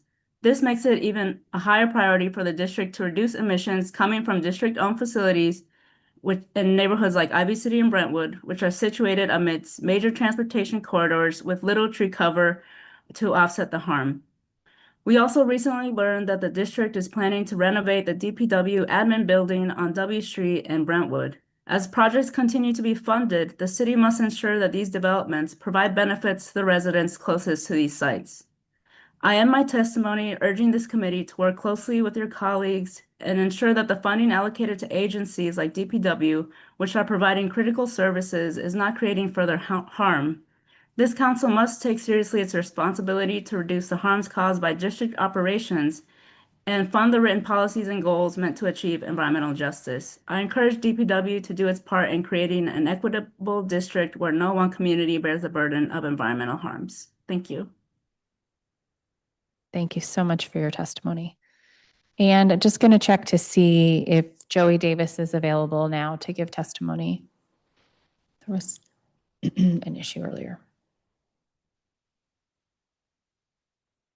Okay, well, we'll let him join at the end if needed. Okay, thank you, everybody, for your testimony. Truly appreciate it. Definitely some work to do here for the committee on rat abatement safely, and trash management, and things that we are working on here. So very useful to have this additional testimony today. And Ms. Colvin, thank you for highlighting the issue with the miscollections and the frustration around the disposal requirements. We've definitely been doing some work on not only how DPW functions, but also OAH and all of the agencies that sort of go down the line. So what is your sense of how much the issue is the penalty structures being misaligned on paper versus carrying it out in practice? I think mainly is carrying it out in practice. It took 2 years for me to get enforcement to come to the alley where I live, and where my family lives in Columbia's Heights. It's just ridiculous. Like, we are constantly calling. We're constantly doing 311 complaints. We have to do emails. It takes so much to get them to even come. And these are revenue streams that they say they're understaffed. Well, how can you ever have money to pay for the staff if you don't go out there and collect the money? So there are a lot of bad actors here in DC, and that's a big untapped resource of money. So rather than coming and telling the committee what it could be spending on, I'm telling the community what it should be collecting on. Thank you very much. I appreciate that.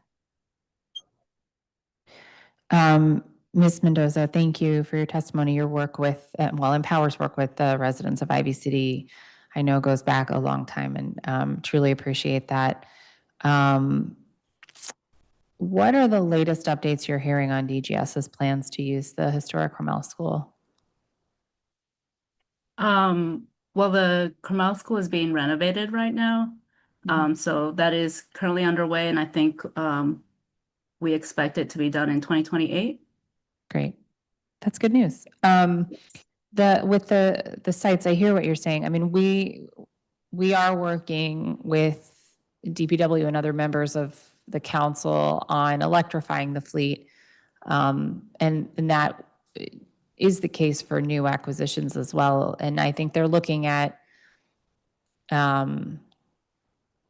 sort of more fuel efficient in addition to completely electrified. So there's just a certain number. I mean, I'm learning this too, is just like what it takes to do the industrial jobs. But there are electric vehicles in the, that we can be buying in theory.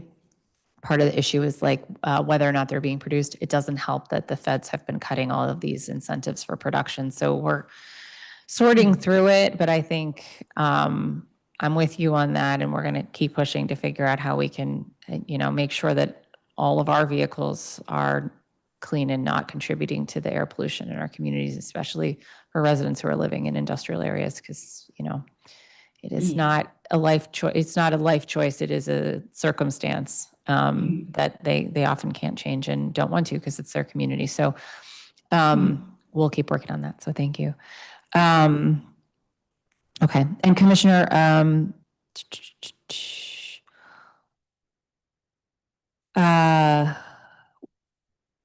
not going to go into any specifics on the pilots right now because they're all doing their thing and there's a lot going on. But what do you think, what data sources should we be looking at to guide the council's work, sorting between different ideas in the budget context and all the things we've got in front of us? Yeah, honestly, my response would be that we need more data. When it comes to trash and rats, like I don't think we have enough. We need more information on the hot spots, the places that are under-resourced and underserved. I know one of the bills is about creating some sort of dashboard, which I understand maybe New York or other cities have done.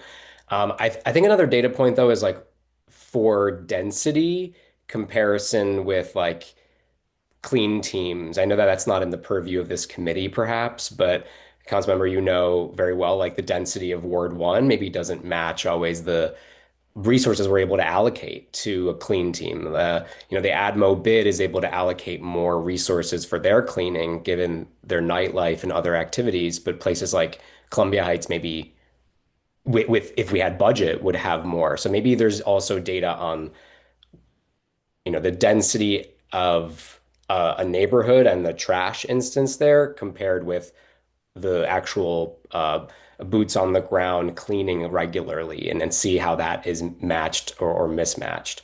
Yeah, I would, that's the things I would think about first. Okay, great. And Mr. Broad, just quick check. Are you supportive of the birth control proposal? Yeah, thanks so much for asking. I want to hedge it with like a broadly yes, and very excited about like humane, non-lethal ways to manage rats that like won't affect wildlife, you don't have to worry about children eating it. I've actually eaten it. I tried a sample recently. It was very interesting. Of the birth It's like, control? yeah, yeah. Okay. Like I like try to. Results may vary, just so you know. I'm not relying on it. Okay. But I just want to caution that like one we don't know about its efficacy in the field. We're very hopeful, but it's not a slam dunk. And two, like if we misuse it or if we don't apply it correctly and thoroughly, and the results come back poorly, and then it's not going to be an accurate representation of the contraceptive. So it's just important that we do it thoughtfully. Very good. Thank you. Mr. Davis, saw you there for a second. We're winding down the panel, so if you would like to testify, now is the time.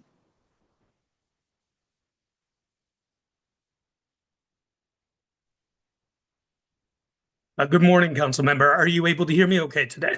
Yes, thank you. Thank you so much for your flexibility. Good morning, everyone, panelists, council member Nadeau, and fellow council members.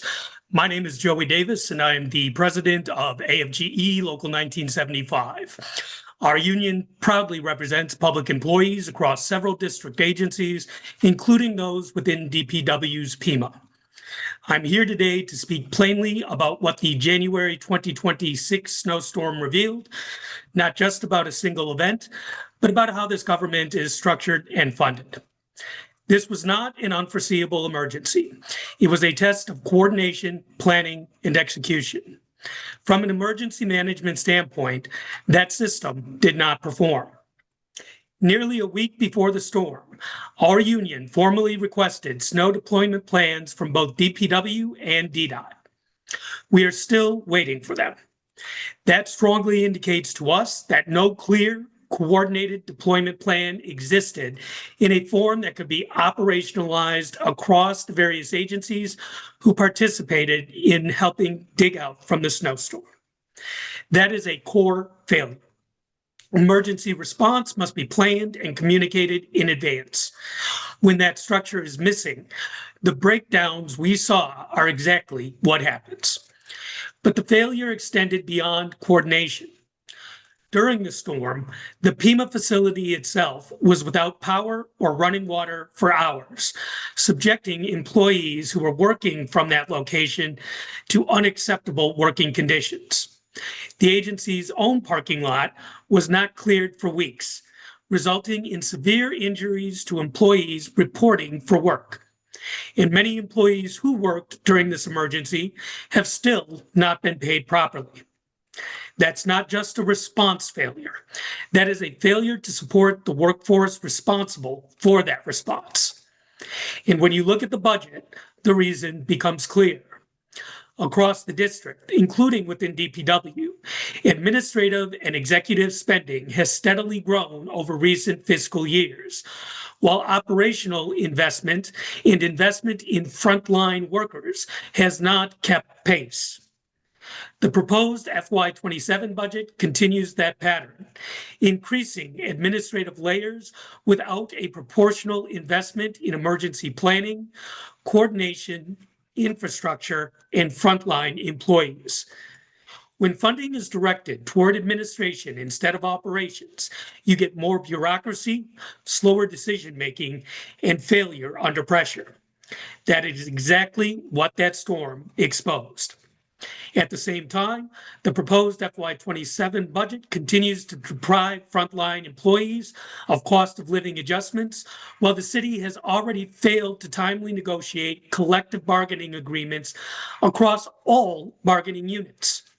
Employees are being asked to absorb rising costs while waiting for compensation adjustments that have continuously been delayed. That is not sustainable. You cannot maintain a capable workforce, especially when talking about emergency management, while delaying pay and increasing financial strain on employees. All of this is compounded by the condition of the facilities themselves. The Pima building is a deteriorating, underinvested facility that does not reflect the mission it supports. Emergency management requires a functional, resilient environment, not mold growing in vents, on walls, and throughout the building. Facilities are foundational to operations. When the facility fails, the system fails. The January storm made that reality clear. It was not a historic weather event. What made it significant was the district's inability to respond effectively, even when we had the ability to do so. And that inability is tied directly to how resources were allocated. Our members showed up. They did their jobs, and they continue to serve this city each day, with Pima itself bringing in close to $100 million or more each year to the city. But they cannot execute plans that do not exist. They cannot operate in failing facilities, and they cannot continue to absorb economic losses while waiting for basic compensation. This budget must realign priorities. That means investing in operational readiness, fixing critical facilities, ensuring proper planning, and paying employees fairly and on time. The residents of the District of Columbia deserve a government that is prepared before the next storm, not one that is still recovering from the last one. Right now, that standard is not being met. Councilwoman Nadeau, your committee has an opportunity to correct that. Thank you for your time today, and I am happy to answer any follow-up questions. Thanks very much, Mr. Davis. We will get into that today with the agency, so I appreciate you taking the time to testify. Thank you so much. Okay. That's literally everybody in the Zoom, so I know there are no other public witnesses in the Zoom. And we are going to move on to our government witnesses. Now I'll ask that interim DPW Director Anthony Crispino join us at the witness table along with anyone from your team who will be answering questions with you. Once you get situated, I will swear you in.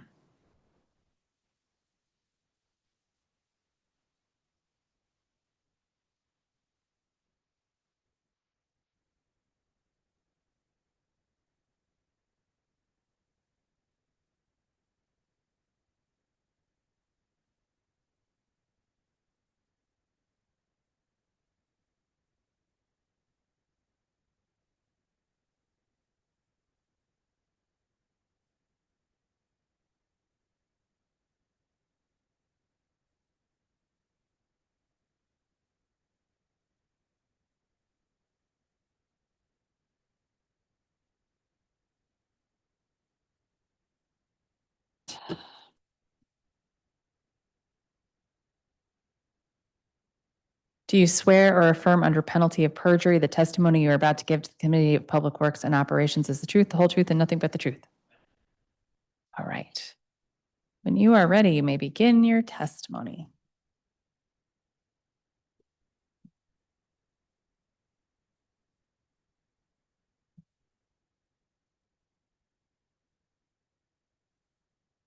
Good morning, Chairperson Nadeau, members of the committee that may be listening in, and supporting staff. I'm Anthony Crispino, the Director of the Department of Public Works. I'm joined today by our Agency Fiscal Officer, Perry Fitzpatrick, my General Counsel, Christine Davis, and my Chief Administrative Officer, Gretchen Brumley. Thank you for the opportunity to present the Mayor's fiscal year 2027 proposed budget for the Department of Public Works. Mayor Bowser's proposed FY27 budget, Grow DC, was formulated with three key considerations in mind: how to drive growth in our economy to fund the services and programs residents count on, how to keep families in DC and attract new residents, and how to create a business environment that draws new investment and creates new jobs. We are navigating a pivotal moment that demands a more deliberate approach to growth.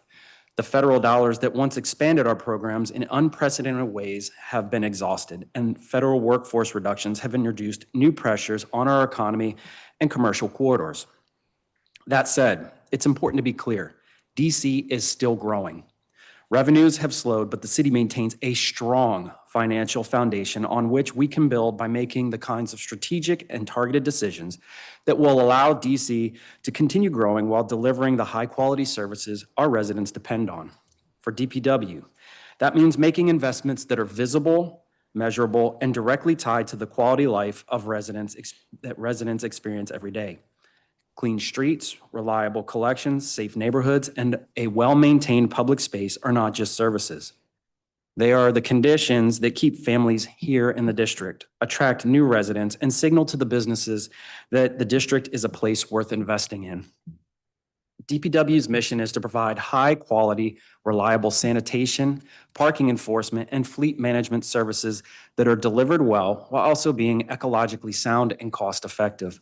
Service reliability is central to that mission, and every investment in this proposed budget supports consistent, effective service delivery. Mayor Bowser has proposed an operating budget of $192,543,775 for DPW in fiscal year 2027, a budget that reflects the mayor's Grow DC agenda and her continued commitment to a clean, safe, and well-maintained public space as a foundation for economic growth. This budget supports DPW's three core services: solid waste management, parking enforcement, and fleet management. It includes targeted investments to improve service reliability, expand waste diversion programs, and modernize enforcement operations. Specifically, the proposed budget includes the following enhancements: a little over $4.5 million and 80 FTEs restored to the Solid Waste Management Administration to maintain consistent trash services, $7.3 million in overtime funding across multiple divisions to reflect actual operational requirements, $6.1 million in one-time funding for snow removal operations, $954,000 in one-time funding for parking enforcement operations, $548,000 for parking enforcement contractual services, and $4.4 million directed from the Stormwater Permit Compliance Enterprise Fund to support DPW street sweeping and leaf collection, which is consistent with the MS4 permit requirements that require the district to sweep at least 10,932 road miles annually. Each of these investments reflects a direct answer to Mayor Bowser's question applied to every budget line. Does this impact people? Does it create economic activity? Does it attract business? For DPW's core services, the answer is yes. The FY27 budget includes $6.1 million in one-time funding to support snow removal operations, ensuring the district can respond effectively when severe weather impacts public safety and commerce.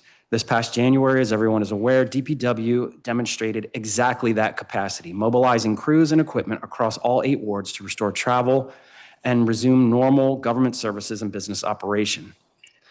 This funding supports road treatment, snow plowing contracts, staffing, and overtime necessary to sustain that level of response and equipment rental. DPW's enforcement operations are central to our core mission, not ancillary to it, and are essential to protecting public safety.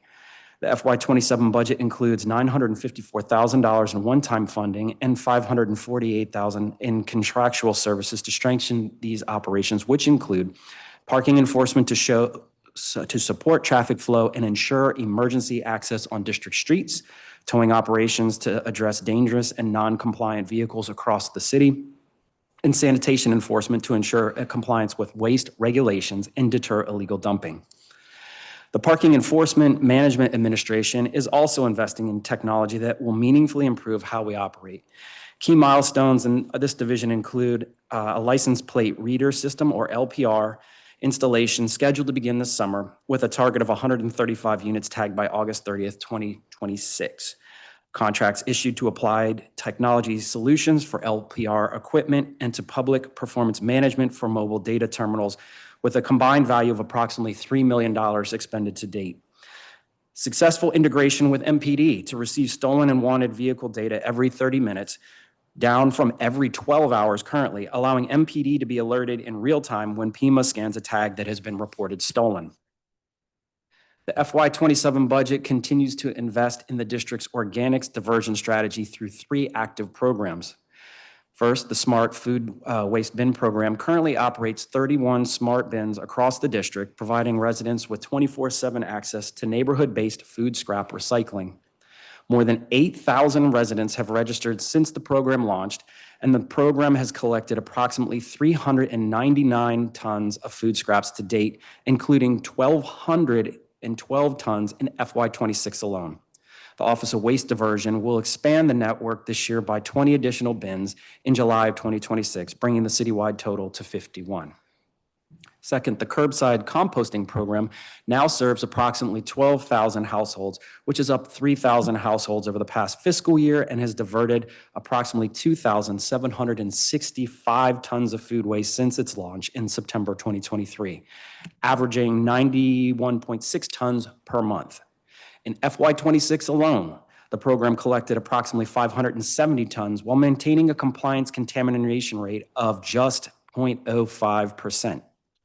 Finally, the Home Composting Program launched this fiscal year through a new contract with 80, offering eligible residents rebates of up to $75 toward approved home composting systems, including backyard bins, tumblers, and Vera composting systems, along with educational workshops and technical guidance to build long-term composting habits across the district. At the end of the day, residents judge government by what they see. Is their trash collected? Are their streets clean? Are services reliable? This budget allows DPW to continue delivering the core services residents rely on every day, and our focus in FY27 is execution, ensuring those services show up consistently across all 8 wards. I want to thank Mayor Bowser for proposing a budget that equips DPW to deliver on her Grow DC agenda, and I want to thank the committee for its continued support of DPW, our employees, and the services we provide to district residents every day. This concludes my testimony, and I look forward to answering your questions. Thanks a lot. Appreciate it. Want to start by giving you the chance to respond to testimony today. You can kind of start wherever you want, but I may ask you some additional questions after you get going. Sure. Happy to do that. Where is there a particular area you want me to start? Well, you know what? Let's start with let's start with Bryant Street, and just because I think that one we can. So I understand the complaints that are raised. I have been in contact in the past repeatedly with Mr. Berry. There has been a litany of issues that he's identified. Unfortunately, this building has been there and in use for decades, and it is a critical component of DPW's operations. In the past, I believe complaints were raised about an exhaust fan that was too loud. I ensured that SSA reached out to DGS. Director Hunter sent over contractors. We replaced the unit that was making the noise. The power washing that was happening last year, Mr. Berry raised that to me in email. I had the vehicle that had the power washer removed and taken to the Oakey Street yard and issued a directive that street sweepers were not to be washed in front of the facility. Not only for the noise, because it was a gas generator that was powering the power washer, but also, as he pointed out, the runoff going into the combined sewer system. And I did. Right. And you've been working on runoff generally, right? I mean, I think you and Absolutely. DOE have been doing a lot of work on that. So I know that's like, I am extremely proud of our MS4 response. In fact, we went from being one of the bottom performers to the top performer in the district. And I think the year before last, our manager actually received top marks from DOEE and an award for bringing our compliance up to almost 100%. with Bryant Street, can we focus in on the idling? On the what? Idling. Yeah, so I've discussed the idling before. This came up in the wintertime. The vehicles that are there, so the permanent vehicles that are housed there is the bulk of our street sweeping operation. Those are diesel vehicles. In addition, some seasonal vehicles are stored there. As you pointed out, I believe during leaf season and during snow season, plows and/or leaf vacs are stored there in limited numbers so that they can deploy more quickly to the street, making our operations more efficient. Unfortunately, as I've explained in the past, diesel engines are not like traditional gas engines found in your car. When they start, they have to idle and warm up. Now, if it is to the length that Mr. Berry had raised to me in the past, upwards of an hour, 2 hours, or at odd hours in the night, I did talk to Ms. West, who is the administrator overall of solid waste, and I instructed her to inform the managers at that location that that was not to occur anymore. Based on the lack of communication, it was my understanding that the issue had been resolved. It sounded like it is. I haven't heard about it in a while either. I was actually surprised. So I'm happy to bring it up with Ms. West. Okay. But I did want to specifically respond to one point, and I talked to my general counsel about this. The district, the agency is not violating any municipal order. The noise regulations that were referred to apply to commercial haulers and the point at time which they're allowed to start operations in the day. That does not apply to municipal services. However, I am sensitive to it. I understand that the facility is located in a residential area. But unfortunately, as the city has developed and housing has become more dense, there just aren't locations where I can pick up 25 large pieces of equipment that need to be stored inside in conditioned air during the winter. You and I have talked about this before on performance hearings. Street sweepers, they have a water-based system to a dust suppression system, and if they're not stored inside, in the winter, you get expansion, contraction, that leads to broken pipes, which means then I have to repair pumps. If there are other options, I am open to it. It is not that I like to store the vehicles there. It is a matter of necessity, not convenience. But I am willing to continue working with your office to try and address the issues that are raised by the homeowners. We want to be a good neighbor. I think our past actions have established that. Thank you. And I mean, we also heard testimony today from people who live in an industrial area who also don't like living near the fleet. It's all understandable, right? I mean, I think the path forward here is a cleaner fleet, which I know you're working on.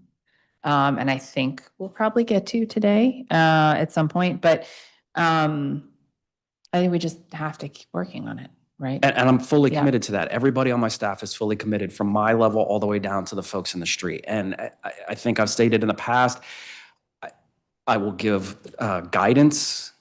If I have to, I will resort to administrative action, but I prefer not to do that. I would hope that we can educate the employees to be better neighbors. But if there are folks that just are not going to comply with the directive, then I will do what I have to do. Following up on Joey Davis's testimony, I want to check in on the issue with the Pima facility during the storm. Yes. So actually, based on what I just heard, it goes back further than that. These issues started to be raised by a particular group of employees. I believe you were looped in. I believe Councilmember White was looped in. There were walkthroughs. We worked with both DGS, the site managers, the director, Hunter sent his folks over. We also had ORM come. The fire department has come and done inspections. We have complied with every regulation that's been made. I get it. It's an old building. There's not much that I can do with that. Again, it is a large component of our operations, and there just isn't space or money right now to just build a brand new facility, purchase land and buy a new facility. We have in the past year, and Mr. Fitzpatrick can give you the numbers at some point, on our own. The agency has taken money out of Hyde. We have replaced both the roofs on it. We have replaced the air conditioning units. We addressed the issue of high humidity by installing dehumidifiers.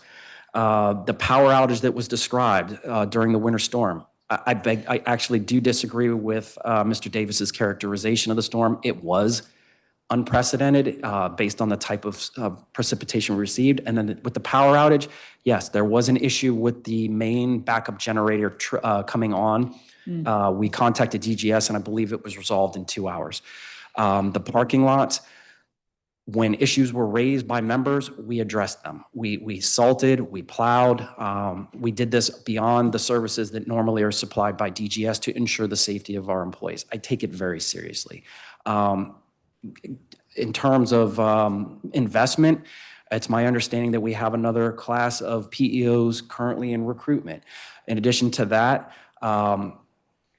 last week I was over at Fleet and they were delivering, I believe, somewhere in the neighborhood of 17 new hybrid Maverick pickup trucks to replace the aging vehicles that the PEOs were operating. So as money becomes available, yes, we are investing. I do care about the welfare of my employees, absolutely. If I could solve every ill or rundown piece of equipment with the snap of a finger, I would. But I have to operate within an appropriated budget, and I have 3 administrations to administer at the same time, so I have to make sure that each of them are getting appropriate attention. Okay. What do you think about an MOU for what I am now going to call Bishop Henchman Bridge? I think that's an apt title. I spoke with the commissioner briefly before the hearing just to check to make sure, because we've talked about this in numerous performance hearings. And I made sure this year that Mr. Leftwich's crew went directly to that bridge first. But I do think that it does need a more permanent solution. And I have no problem working with the sister agencies to come up with an MOU that outlines what everybody's responsibilities and the expectations are. How would an MOU actually come about? It just has to be initiated by one of the participating agencies. And then once the bones of the agreement are worked out, then it would have to go to each of the legal counsel to make sure that everybody's agency thought that there was legal sufficiency and that we're in compliance with all of the applicable regulations. Because you're talking about WMATA, which is a standalone, several DC agencies. And then I believe he also referenced a development next door, which would be like a private thing. So now you're kind of taking it into a triple P kind of partnership.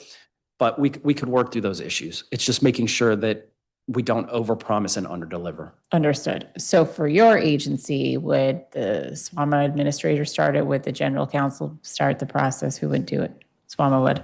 Okay, Ms. West would do it. May I request that Ms. West initiate this ahead of snow season? You certainly can. It never ends, so, we might as well get started. Thank you very much.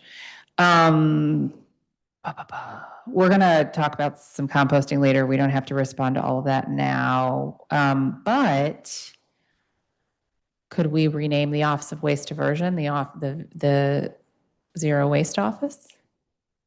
We can look into it. I'm not sure how changing the name. Where is it named? Is it named in stat? It's probably not named in stat. It's not named. Is it named in statute? Don't believe it's named in statute. We can name it. We named it. Okay, my bad. We named it. Sorry, Ms. Davis, what were you saying?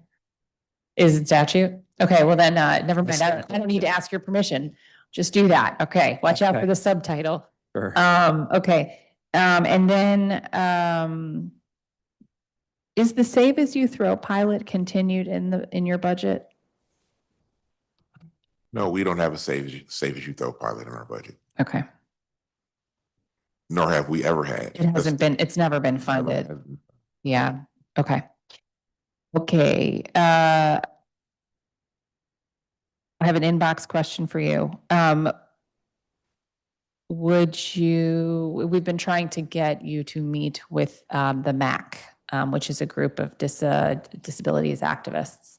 That's what you Yes, can and do. I intend to meet with them. I believe the next date, I believe there are directors meeting this month. However, I had a personal scheduling conflict. yeah. But I think the next date is have a in June. June, and my executive assistant's working to get that scheduled. Amazing. It's a good group. You'll like them. No, Yeah.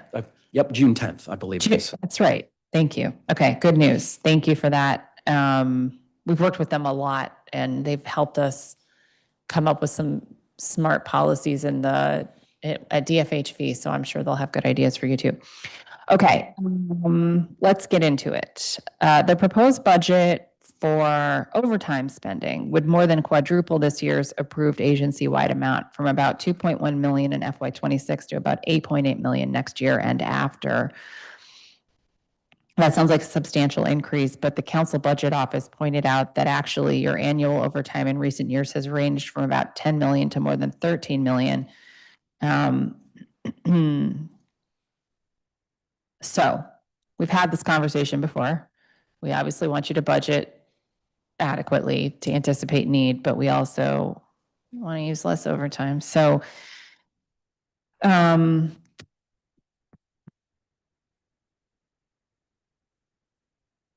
it's not limited to one activity, right? So I think when we drill down, we find that various teams across the agency are each budgeted to spend hundreds of thousands of dollars in overtime. Why do we rely on so much overtime instead of having schedules that reflect the work when it needs to be done? Good morning. Good morning. Here we are again. Yes, But only this last time. I know, so I sad. know. As we've talked before, you and I have talked before, DPW has mandatory overtime events, which are driven by the holidays. I think there are 12 holidays. Yes. There are 12 holidays that drive mandatory overtime within our collections and our disposal. And then just the nature of our operations with the around the clock need to support the District of Columbia drives our overtime. So when we talk about workflow, and I know that DPW has tried to innovate in terms of adding shifts for collections, et cetera. With the 12 holidays that are mandatory overtime, is that a union negotiated thing? Yes, it is. Okay. So it is not something that you're at liberty to say, we're going to start having a crew that works holidays and they're a regularly paid crew. No, no. And I assume it's because workers want that overtime pay, and that is considered a benefit to them as someone who has a job that is challenging. Yes. Okay. That's hard to work with. That's hard to reduce. Some of the other areas that you're pulled into where you are paying overtime, I would imagine would be like special events type of thing. Correct. That is correct. Special events where we have no control over when they occur and things of that nature. And are those events that are typically governed by the mayor's special events task group? In part, the events that you're referring to, they come for permitting through MSCTG. Those have reimbursement requirements. Okay. So for instance, some of the larger events like Fiesta DC comes to mind.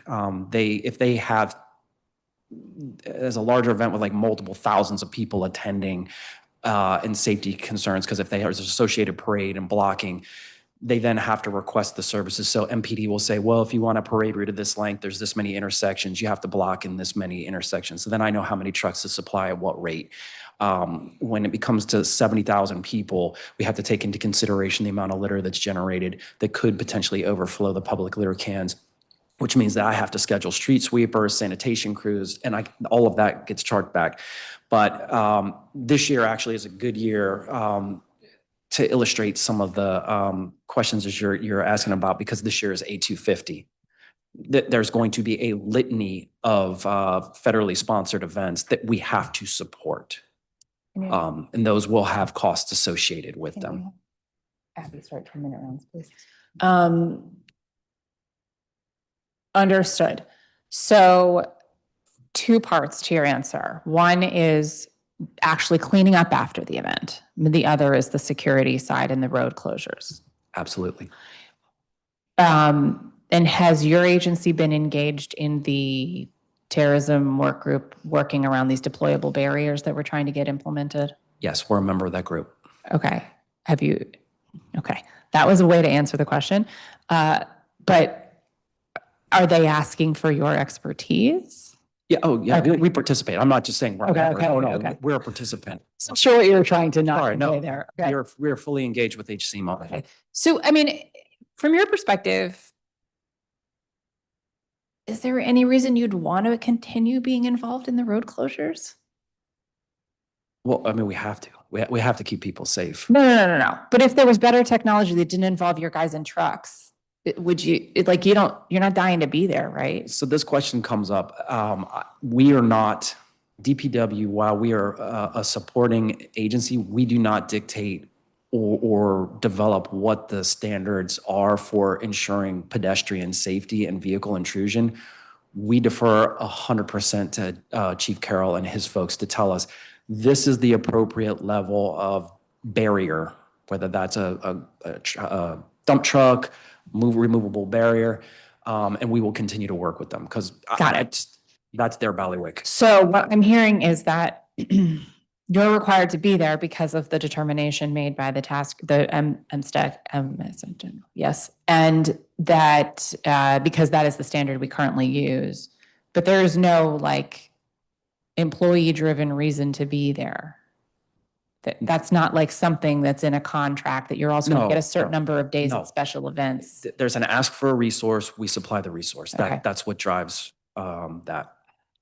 We've been joined by at-large Councilmember Christina Henderson. When I finish this round, we will call on her. Okay, can we see a breakdown of overtime under the various event codes that you've all started using? Sure, most definitely. Excellent, thank you. The proposed budget shows recurring overtime allocations. Now that kind of poses a question about, it really resigns us to planning for overtime forever, basically, rather than saying, we hope we can bring it down, we hope we don't need it as recurring funds.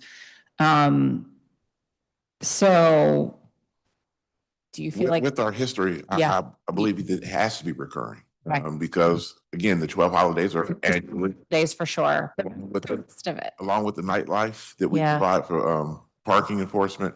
Okay. Operations consistently require us to provide overtime.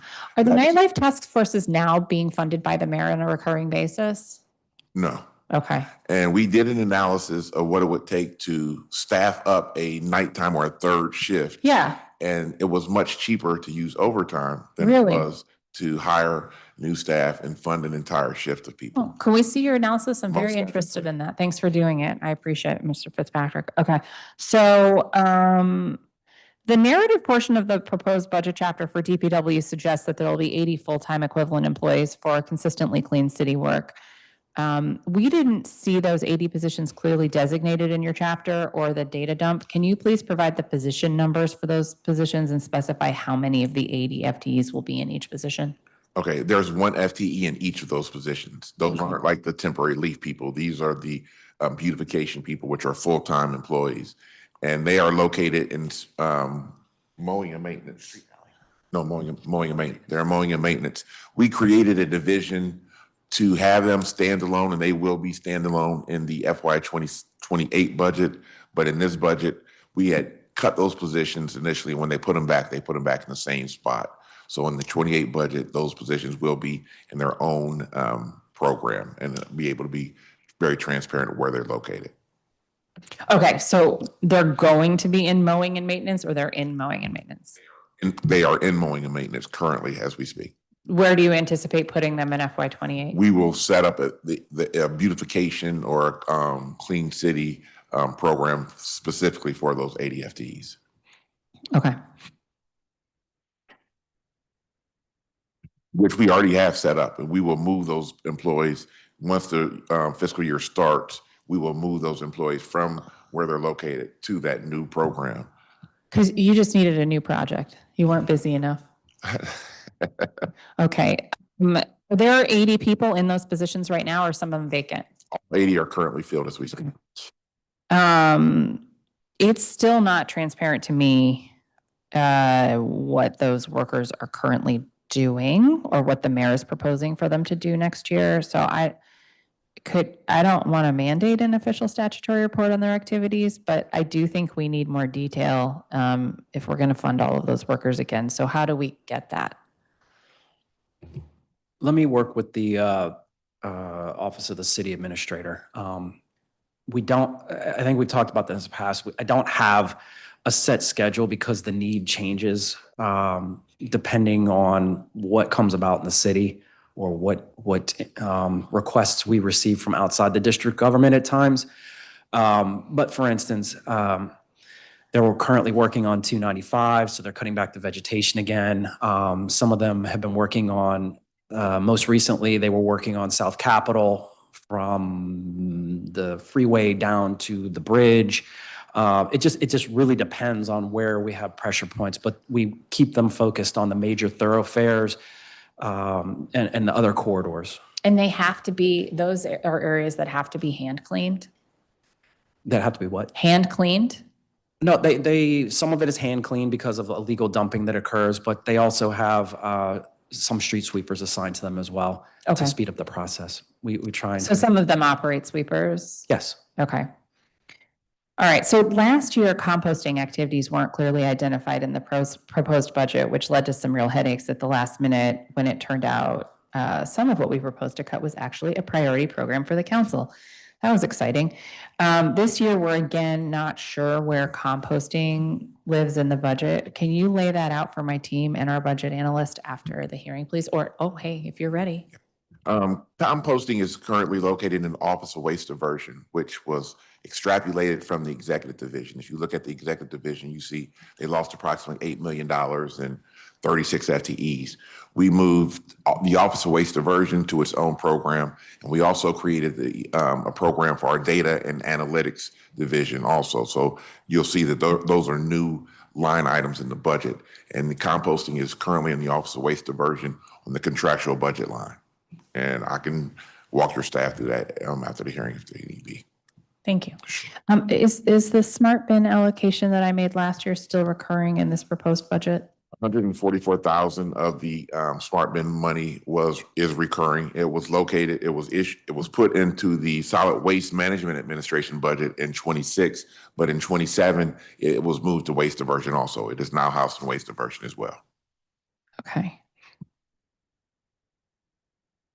Thanks for doing that. Let's see. We had some robust discussion today about the composting program, and you know, the good news is that people like it and we think it's working and we want to do more of it. It was a little weird to hear that DGS is doing its own solicitation for schools. It doesn't seem to mirror the caliber of what DPW has done. Do you ever get consulted on this sort of thing? So I actually met with John Johnson, who oversees Office of Waste Diversion, and we discussed this yesterday, and I did emphasize to him that whatever expertise we can offer to DGS, we should be doing, because I want to make sure that we are expanding the amount of compostables that we're picking up, and that includes the schools. And as I was listening to the testimony, so under the structure, as you pointed out, DPW has the expertise, and that's what we assist sister agencies with. And so the educational component, especially with children, because they buy into it and they see the value of it, that's what we're helping with. I kind of picked up that some of the suggestion was that DPW should just take it on in its entirety. I need to pump the brakes a little bit on that.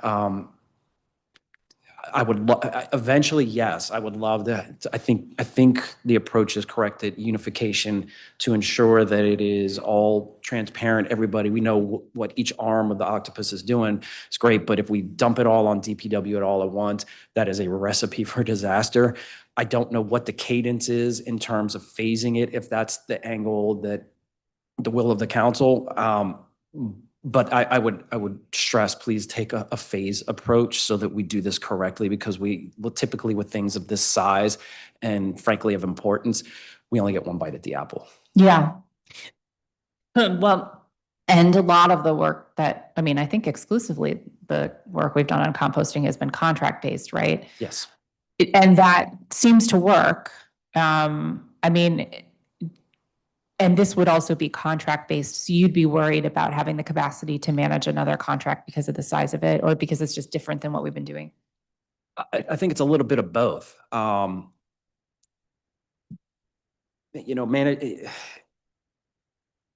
Managing contracts of that size can tend to be, it's time consuming. It's a little bit different than what we're normally doing, and staff have multiple assignments. So I want to make sure that I actually have the right person who has the right amount of bandwidth to ensure that it's being administered appropriately, so that we're meeting the aims of the program.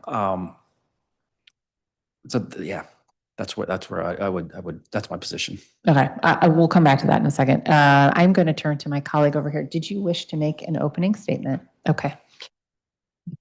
Thanks, Councilmember Nadeau, and good afternoon. Afternoon. I want to pick up on something that you guys were having a conversation with Councilmember Nadeau about in terms of the overtime piece. I heard you when you said that you guys did an analysis and determined that it was cheaper to do overtime than a third shift. I'm curious though, when you have seasonal spikes. So for instance, I think this summer is a very unique situation that the District of Columbia is going to be dealing with. Like, I think from Memorial Day to Labor Day, there's just stuff that is going to be going on. And in the absence of using other types of road blockage technology, et cetera, DPW will be called on a lot. What about having a seasonal designation for this summer, as opposed to relying on overtime for summer activities like this? We could take a look at that analysis and put that spin on it. Okay, That's valid. Yeah, I mean, in that same regard, and I think I know the answer to this, but when it comes to the America 250 events or any other sort of Memorial Day, July 4th, et cetera, do you all get reimbursed from the feds for costs accrued? We're supposed to. Oh, I see. Okay, I'm reading between all the lines there. Got it. Supposed to. Well, I mean, a point of clarification, it depends on how the event is designated. If it's an NSSE, then yes, that opens up additional sources of federal reimbursement. If it's less than NSSE, then it means that the district will get direct assistance from our federal partners, but it doesn't necessarily mean that the financial tap is open to reimburse us on the back end. Okay. That could explain a little bit in terms of why the mayor is always asking, go ahead and designate this as an NESC. But I'd imagine for some of the things that are going on, IndyCar race, State Fair on the National Mall for 2 weeks, that all seems like special events to me, in theory. Well, historically, we've been reimbursed. Okay. But this administration is a little different, as we all know. Understood. Okay. Similar on the overtime question, but it's something in terms of something local. DPR has been doing these sort of special events of late. Over spring break, they did 2 teen spring jams. Was DPW called on for overtime for those events? I don't think we were, but if we were involved, it was minimal. Okay, it was minimal. In terms of from the financial impact, not from our involvement, but from a financial impact. Okay, all right. Let's talk about trash. I mean, Trash, solid waste, excuse me. Okay, so we had a conversation during performance oversight about auditing the schedule in terms of pickup. Where are we with those efforts? So when we last spoke, the little truck optimization had occurred. We had worked through the issues that arose, and we were getting ready to implement the big truck route optimization. That has gone into effect. As Councilmember Nadeau will tell you, it has generated complaints, and there have been hiccups. I will fully own that. So the goal was to kind of equalize the number of stops on each route so the crews were handling an equal workload. Okay. On paper, that looks great. But what we have discovered with implementation is that while you can reduce, there was further analysis needed that we couldn't have discovered without implementation. And what I mean by that is that while we reduced the number of stops that the crews were handling, when we shifted some areas of one route to another to do that, it affected the tonnage that the crews were now collecting. So a truck holds about, I think it's a little over 6 tons. By adding a certain number of houses which had a bigger trash generation load, it drastically increased the amount of trash that the new route was generating, which means that instead of the truck going to the dump once or twice to dump, they're now going 3 times. So we're having to adjust for that because it has led to delays and complaints. Yep. That we then have to go on the back end and send an escalation truck. So we're trying to work Okay. through that now. But I'm willing to give grace as we transition. But I think we also have to communicate to the public what we're doing and what the goal is on the back end, that we're trying to get better at it. How much longer do you guys feel like before we are in a solid place with the new optimization? I would have to ask Ms. West because she's in the weeds day to day, and then I can get back to you on that. I don't know off the top of my head, and I don't want to overpromise. Got it. Now, when you sort of did the optimization remind me, this was only for residential? Correct. Only the houses that we touch. Okay. What about the public spaces? We haven't gotten into that yet. You're referring to the over 6,700 public litter cans. Yes. I'm sorry, 7,700. I'm off by 1,000. I don't mean to make light of it. It's a lot of work. No, I understand, which is why I'm trying to give you better cans to help alleviate some of the issues. Councilmember Nadeau put in funding for this current fiscal year. I believe some of it was recurring. Where are you guys in sort of the RFP process for procuring? Well, so I don't want to just be all doom and gloom about, service requests and how optimization and things like that are creating issues. I think when we last spoke at the round table on trash, I had mentioned that we were trying to get into a partnership with the Rose Park Civic Association. That process, we are still working on it, but for me personally, it was taking a little too long. So in order to be able to come back and say the agency's taking meaningful steps towards containerization or enclosing public litter cans, we carved out, I think, just under $100,000 of our current money, and we are in the procurement process now to buy a test run of, I'll use, so everybody knows what I'm talking about, big belly style cans that are enclosed with the foot lever. Yep. Fully sealed seams so that the rodents can't get at the trash. We're looking at a model that includes downward facing LiDAR so that it tells you, hey, I'm this percentage full, similar to what we do with our standalone composting bins. But I wanted to let you all know that we are making meaningful first steps.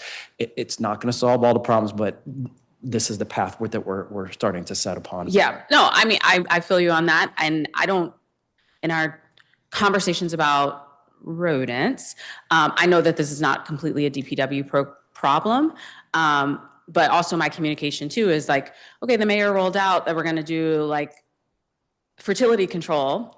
That's great. But like, if we're also not doing these other pieces, then we're not really getting at the problem. It has to be a multi-pronged approach, which I know that you guys have discussed at RATSTAT. So I think we just have to sort of try to move forward a little bit on this. So New York City just rolled out their Empire bins. People send me articles now about trash can designs, which is just so interesting. And then even friends are like, oh yeah, when I was in Madrid, I saw these were great, et cetera. I know that, like, do we have constraints on that we only have to buy American manufacturer? I know that's a very weird question for me to ask in this particular city, but I gotta ask, like, does it have to be American made? I don't know off the top of my head. Okay. I don't know if we have a Buy American. Strong preference. Well, yeah, there's a preference, but I don't know if I'm mandated. And also, if there are other countries who are doing this better with better cans, let's not limit ourselves in terms of, okay. How much does 100,000 get you? Uh, As an estimate, I know that you still are sort of going through this process, but like, let's say my colleagues wanted to throw in some money to Councilmember Nadeau to beef up this endeavor. Let's say 20. 20. $100,000. Remember, these units are, this is what we talked about at Trash Stats. These units You know what? they're between 3,500 and 4,500, and that's not even with, I don't want to get the ones with the solar and the compaction, because then that's another piece that I have to maintain. Yeah. This is simply a dumb can that's fully enclosed with with all the ADA requirements. And the only bells and whistles is the LiDAR unit that then makes it more efficient for emptying, because instead of checking cans every single night to see is there anything in it, the can is telling us through an app, I'm whatever you set the threshold, 85% full, come get me. It's worked very well with the composting, so I don't believe there should be any issues rolling that over to just a public litter can. It's just different type of material. They're $5,000 a piece. Oh, there we go. I'm in the wrong profession. Councilmember Nadeau. But, you know, instead of, you know, rolling from compost over to waste containers, we probably should just plus up the budget. So if you've got anything, feel free to send it over. Well, where are we plussing it up, in composting or litter cans? Well, let's get the money first, then we can talk about it. Okay. I just heard the health committee was going to send us money for trash management. I make no promises. That's But why there is $100,000. There is a public health nexus. Certainly, I have an interest here in resolving that. Councilmember Nadeau, I just have one last question, if Totally that's okay, fine. and then I will get out of Totally your fine. hair. Another sort of complaint on the residential side is around, let's say you got a rat who bit through your existing home can, and you go to 311, now you got to pay for it, X, Y, or Z. Is the $60 price tag that's on the website for repair, is that pretty standard? Yes, it is. And historically, we had been giving away cans that had been being eaten by rats, which has been a problem for the administration or the agency. It costs us thousands of dollars by giving them away, so we have to charge for those. Okay. Is there an existing fund of some sort that if someone has financial challenges that they can't pay, that We don't have a fund like that. you don't have a fund like No, that? we don't. Okay, all right, thank you. Thank you, Councilmember Nadeau. Thanks very much. Councilmember, glad you could join us. Okay, so we were talking about composting and we talked about DGS.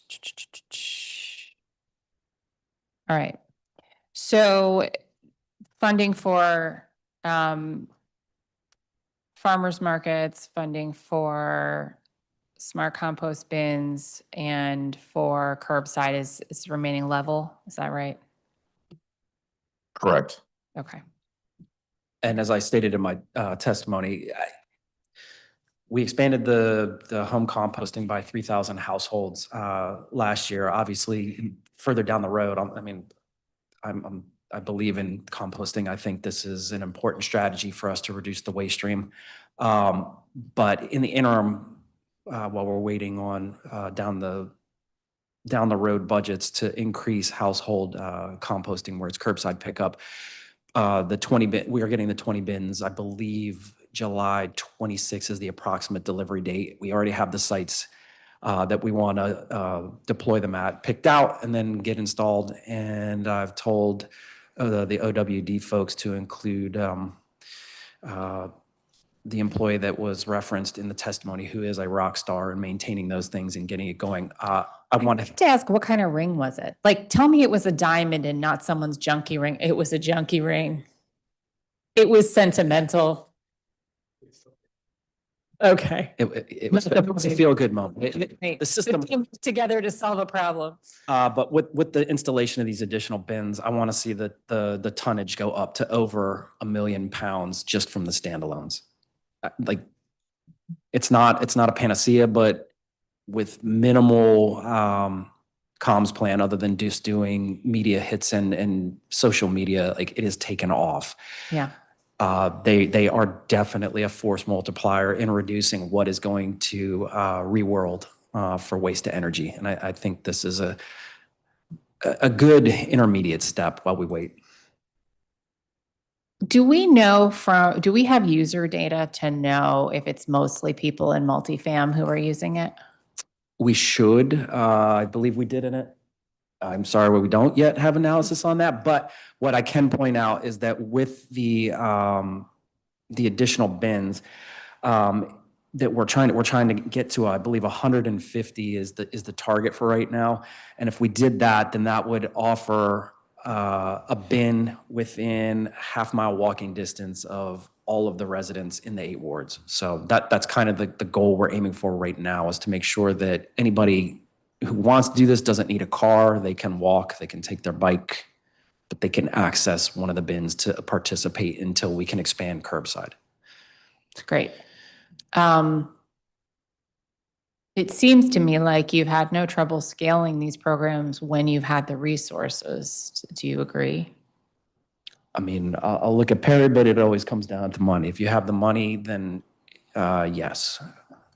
Everything costs, and Yeah. costs always go up. But if we added funding to any of these programs, you could scale them appropriately. Of course. Of course, if additional money came our way, yes, we absolutely will put I'm it- not a magician, but just putting trying to manifest it here a little bit. I mean, you heard the health committee. Thought I was gonna say no. Yeah, exactly. Yeah, exactly. Okay, good to know. And thank you for your commitment to making the program grow and thrive for our city. Do you see us using contractors indefinitely, or are you trying to move it in-house? I don't know at this point. I've had some preliminary conversations with the experts in OWD. I know there was a thought process to go in the direction of internalizing the operations. I don't know if that's the course yet. It is in flux. All options are on the table, but it really, as Perry will tell you, it's budget dependent. But also, I want to make sure that any decision that we make on this, because the program is so successful and so popular, and I think is the way that waste management is going, I want to make smart decisions. And if it can be done more efficiently and cheaper with contracting, then that's what I would look at. Because obviously, if we went internal, I have to staff up, I have to buy trucks, which means now I have to fuel the trucks, I have to maintain the trucks, I have to put them on a replacement cycle. So Perry and I would have to work with the program staff to look to see which trade-off makes the most sense. And we're using CBEs, right? Yes. So we are still hiring, district residents to do these jobs. Correct. There's still, beyond reducing the waste stream, there is also an economic benefit to the district. Yeah. I guess my point being, you don't have to it doesn't have to be in-house in the government for there to be, local Correct. jobs. Yeah. Correct. Okay. So, let's see.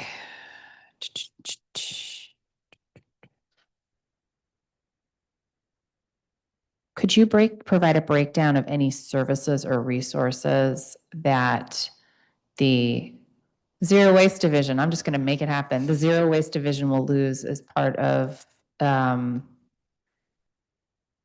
in this budget?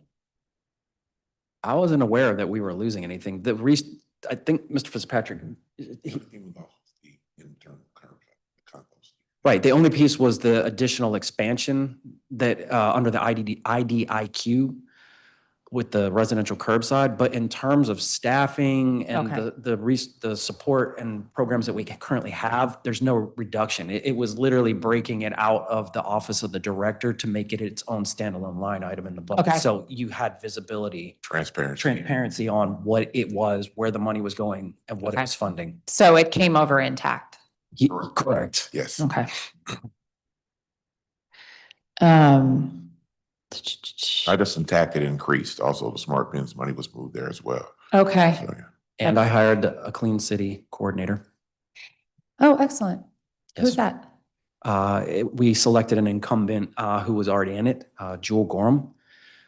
I've had initial meetings with her supervisor and her to share my kind of vision for the program and how, and then I'm giving her time as she's just come up, not technically come on board, but come into the new role to develop what the program looks like to meet the strategy that I have for the agency. So it will be another critical component of the Department of Public Works. Do you want to say more about that vision? Sure.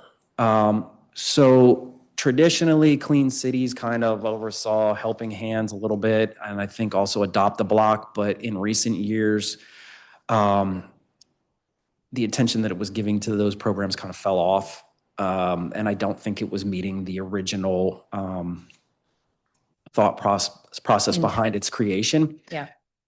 I see it more as kind of a centralized node.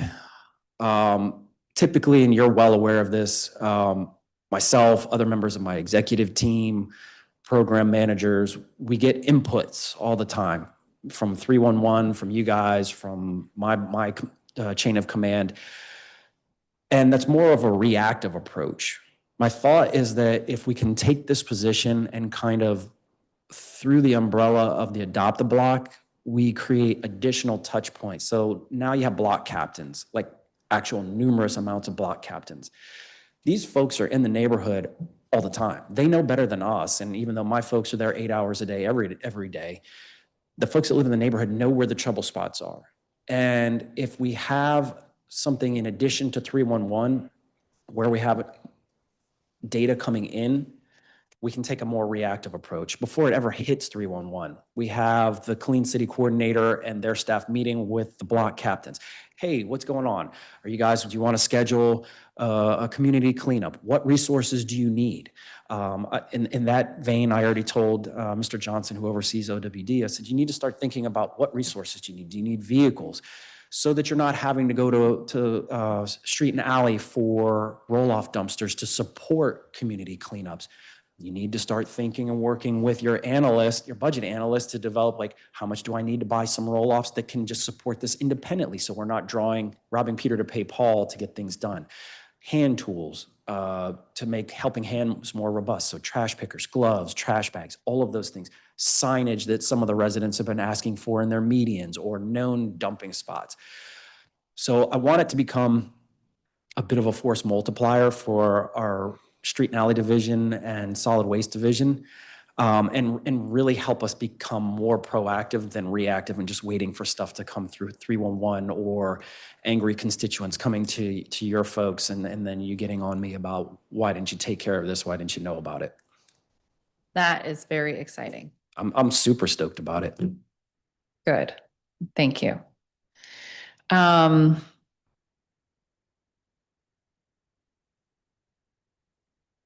Moving on to the contract schedule that you provided in response to the council's common budget questions, I see you're procuring brooms from Old Dominion under 3 different contracts. What's that about? It's one contract. Okay. It's just 3 funding sources, 3 line items. Oh, Yeah, so it's just one contract and one source. you didn't want to clean that up too? We can. Okay. All right. Just have to make sure you have a little homework for next year. If you do it all this year, then where's the fun in that? Okay. Back in and view next year. Yeah, oh, well, maybe I'll just come give testimony. Oh, no, that would be so sad for me. I'll just watch from home eagerly. You could always be a block captain, just throwing it out. I mean, basically, I'm a black captain, so I might as well just get the designation, right? All right, that's a deal. That's a deal. All right. As you know, I've been working for years to make sure that restrooms are available to whoever needs them. And I want to note that it took a very long time to get us where we are today, but once we moved this program under DGS, it really took off. So thank you for your partnership on that. We now contract with the Throne, and working with some of my ward colleagues, we have provided recurring funding to place 2 Throne units and one-time funding for 8. How many Throne units are currently in place operating? Uh-oh. That I would have to get back to you on. I don't know off the top of my head. Okay. All right. So we mostly provided one-time funding for these contracts, and because of that, they're not re-upped in the budget, so we're gonna have to get them funded again. We have 200K that is recurring. You have the two, right, for the Yeah. first, for two, yeah, Right, so like right. one thrown is 100K, so yeah, and then the other, 800K is yeah, one-time funding. was one correct. time. So that was zeroed out as expected. Go ahead. 7 units. 7 units operating, thank you. We tried to be really specific in the FY26 budget about where to put the restrooms to be responsive to community needs and concerns, but we've heard feedback. Some of those very specific sites are running into things like permitting barriers. So what would it take to get the units installed in all the wards we funded by, say, June 1st? Is there a way to work with the sister agencies? Yeah, I can have a conversation with Director Hanlon, if it's a permitting issue. I think it's a DDOT thing mostly. Oh, okay, I can have a Public conversation with Space Director Division. Hirschbaum. Okay. No promises, but I can. No, I know. Like, it's a challenge because the community will say, we want it in this location. And then, I mean, Throne has done some good work trying to figure out the easiest path generally. The easiest path generally, by the way, is DPR for those watching at home. So like requesting a park location seems to be easier than just public space. Yeah. But it's all one government, so it's kind of annoying that it's even an issue. So, but it's a pretty tight timeline out here. So,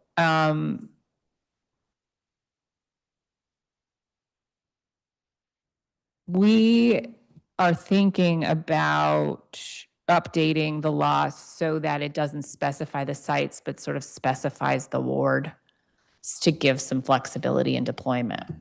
That might be a better approach. And I've just been corrected. It's actually 8 units, not 7. Okay. But yes, to your point, I think probably just saying like by ward, and Yeah. that gives us a little bit more flexibility.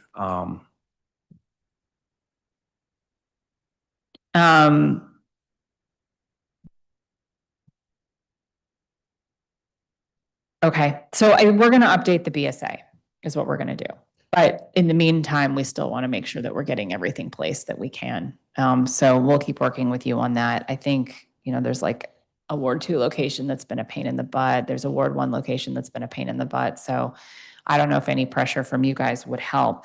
When we talked at Performance Oversight, we talked about that position that we had given to oversee public restrooms that we were able to correct that it's recurring. Where are we on the hiring of that? The position hasn't been filled yet, and I think that was because of the uncertainty about the funding going into the end of the fiscal year, and would be able to get through the hiring process with the time that's left. If there's going to be funding carrying on into the next fiscal year, then if you have an entire fiscal year to work with, that makes more sense. Yeah, I mean, that was the thing. You guys had thought it was one time, but then in Performance Oversight, we realized we corrected that it was recurring. Yeah. And so we can't move forward with it. Okay, that would be great. I mean, it helps. Then you have someone in your office navigating all of these agencies. Okay. All right, so I would love to know the plan for getting that position out on the street. Or hired in-house, doesn't matter to me, but having a person in there, thank you. Okay.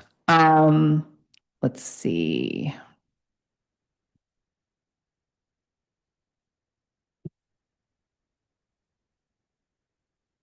Is that okay? I mean, is that what you need? Okay, a detailed plan for regulatory relief, I think it's just change the words in the BSA, right? Okay, good.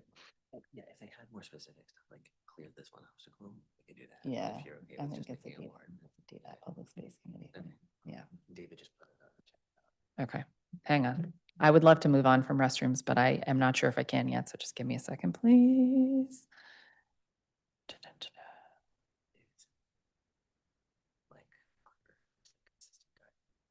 I see. I don't think you need to ask him. Yeah, I don't think DPW is going to get involved with that. Okay.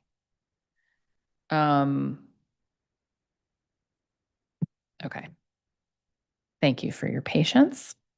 Okay, so I want to talk about capital for a minute. In past years, DPW's capital budget has featured recurring investments in various classes of vehicles across the capital plan. In this year's proposal, it looks like everything after FY27 will be zeroed out. I did have a brief conversation with Director Jenny Reed about this last week, and she made it sound like going forward, the mayor's budget team will ask for DPW vehicle funding requests 1 year at a time and not include those costs in the full financial plan anymore. Is that your understanding? Yeah, and that's been the case every year. Oh, okay. Even though they had the six years, out years, we have to make that request annually for our vehicle request, for that specific fiscal year. Okay, I guess that's less of an issue with these types of one-time funds. But what about the maintenance? I mean, don't you kind of need a baseline for that? Is that in recurring funds in the financial plan? Our maintenance is done on the operational side, our operating budget. And so we do So that. you do keep that in the Yeah. financial plan? Yes. Okay, got it. Looking at decreases across the out years in the capital plan, offset by increases in the supplemental, it looks like the total amount for DPW vehicles would see a net decrease of about 20 million. Is that correct? That's just the out years. Again, it's the current year budget Okay. is the one that we should focus on. Okay. Those out years basically are meaningless. I guess that's why they chose not to put them in the budget book anymore. Okay. All right. So how does greening the fleet fit into all of this? Because as we discussed earlier, it's important for any number of reasons, including the impact on residents living near the facilities. So we continue to look into it and develop our strategy. Mr. Nord continues to work on the electrification project and working with PEPCO to determine bandwidth of the grid in certain areas where we want to install. Then we have to make sure that the facilities can handle the increased power consumption. We have a number of chargers that we're waiting to install. I believe Mr. Griffiths told me that we're about to take on 2 new fully electric garbage trucks to try those out. And in addition, there have been some shifts over the past, I'd say, year to maybe 14 months in terms of what the industry is doing in terms of production.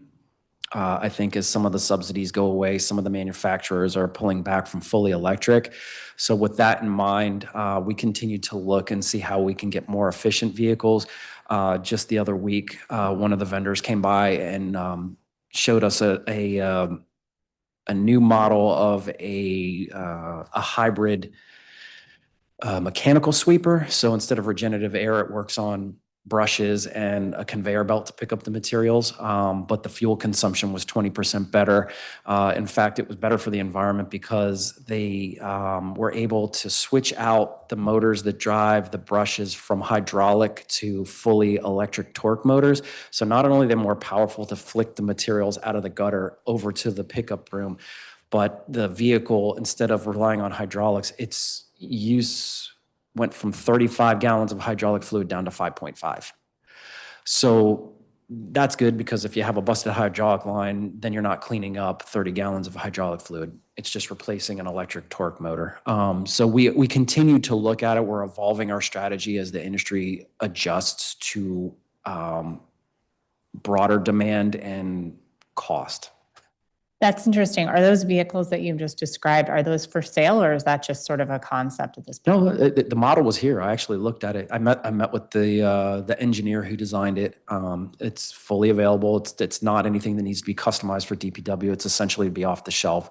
The only thing that on those kind of vehicles, especially sweet sweepers, that we modify is we add, aero boards and some other safety features. But by and large, we could purchase it if it was available. So that was a hybrid electric vehicle? Yeah. And so if do you have hybrid vehicles in the fleet, yeah? Or Yes, it's mostly in the smaller side right now. So for instance, like my work truck, it's a hybrid Ford Maverick. It's fantastic. It's about, I think I looked at the usage dashboard. My mileage is about half electric, half gas. But so for instance, the vehicles that I mentioned that just went over to Pima for the PEOs, those are all hybrids. So we're trying to buy more hybrid vehicles so that we continue to reduce our reliance on fossil fuel. with the fully electric vehicles, you said you have 2 garbage trucks coming. Yep. Do they have to be staged out of a certain facility in order to hit their route with the range they have? I That I don't know. I believe I had assurances that they're able to get through the route and back to the facility. Obviously, it depends on the load that they're carrying, the draw on the batteries from ancillary systems. But we would take that into consideration as to where we housed it, because they're not just like the little plugins. Like, these would be tied to a heavier charger. And I believe Mr. Nord said that there was plans to drop a fast charger at W Street to accommodate them at some point. Obviously, we'll have to plan and see, but yeah. Say that again. We'll have to continue to plan for bringing on these types of vehicles with those considerations in mind. Is it Oki the one that has the charging now? Where's the charging primarily? Most of the charging stations are actually across the street at 1725. Okay. Yep. Okay. So doing charging at W Street would be new? That would be new. Yeah. You mentioned the impact of the federal subsidies going away. So that's impacting the actual production of the vehicles that we'd want to buy? That's my understanding, that some of the manufacturers are starting to reduce the number of fully electric vehicles that they produce. And I think Mr. Griffiths told me that's across the spectrum, not only just heavy vehicles where that was kind of newer because they require much larger batteries, much larger motors, but even with some of the passenger vehicles are going away. Mm-hmm.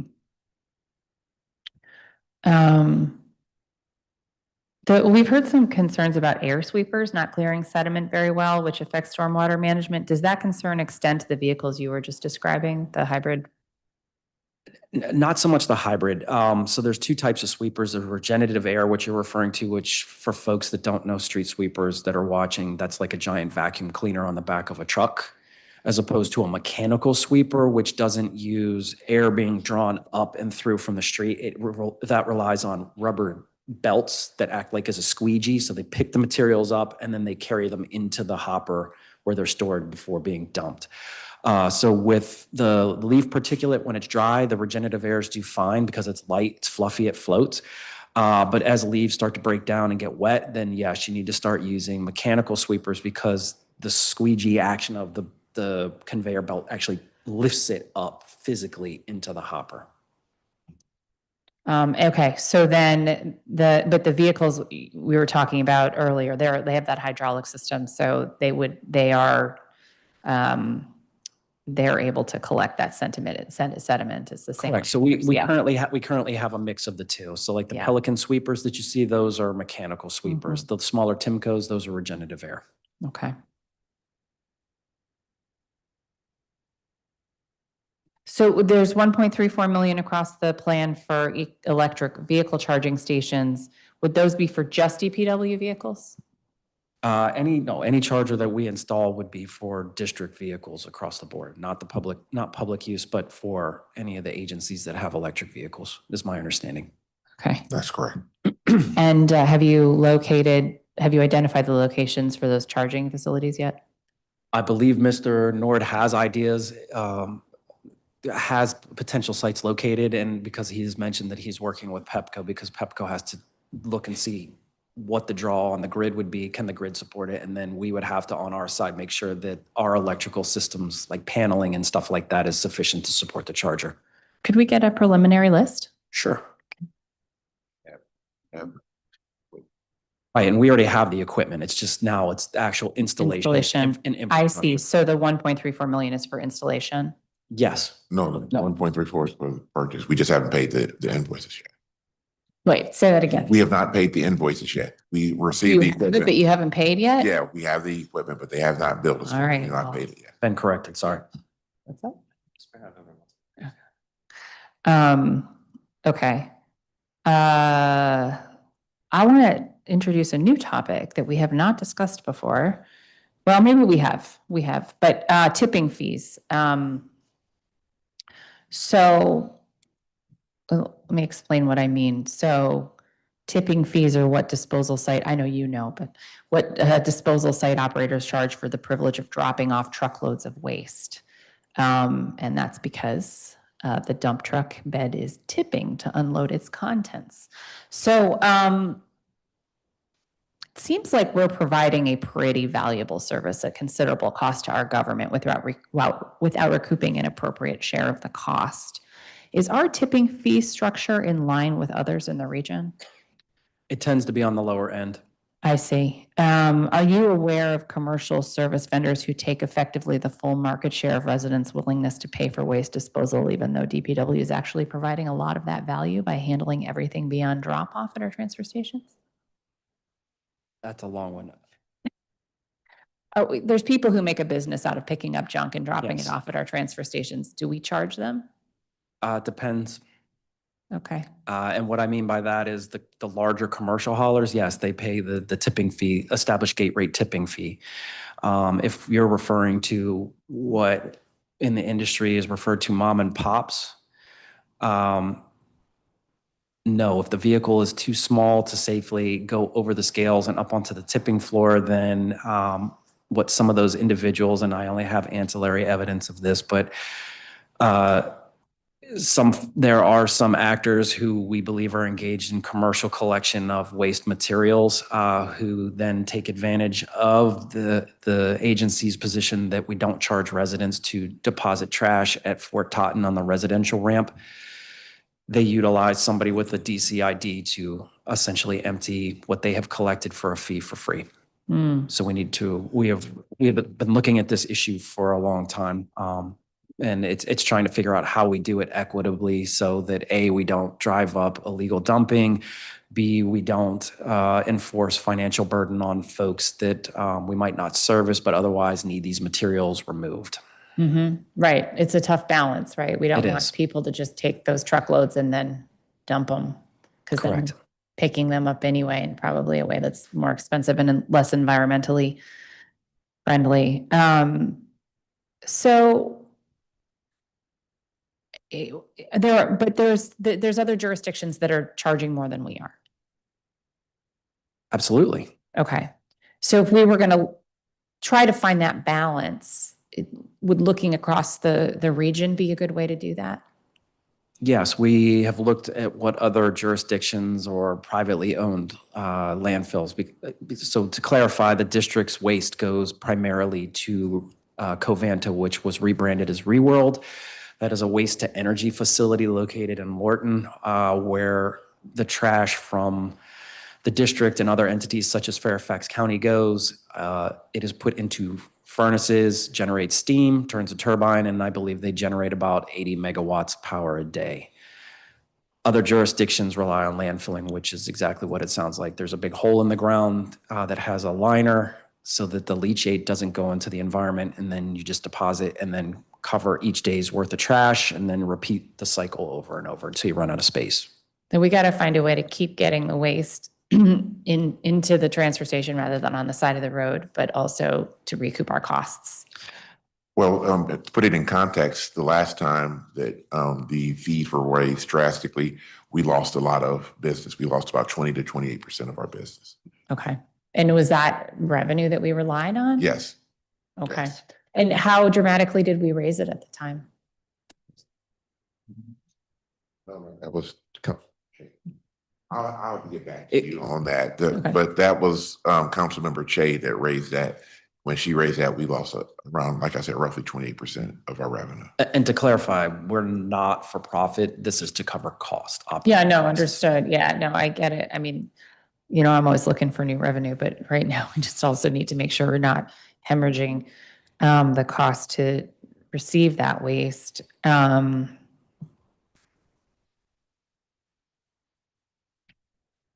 other thing that we talk about, and I think, we haven't yet been able to fund pay to throw. I don't know where we are as a city in terms of our ability to socialize that and implement it. That's not what I want to talk about right now. It's a whole thing, but I would like to get done at some point, but we'll have to be the next generation, I think. Another common justification for tipping fees is they help deter excessive waste generation by making businesses and households more sensitive to the real cost of disposal. The question is, how does that play out, right? Have you researched at all? Have you done any looking at the environmental benefit of upping the tipping fees? No. Yeah, not that I'm aware of, no.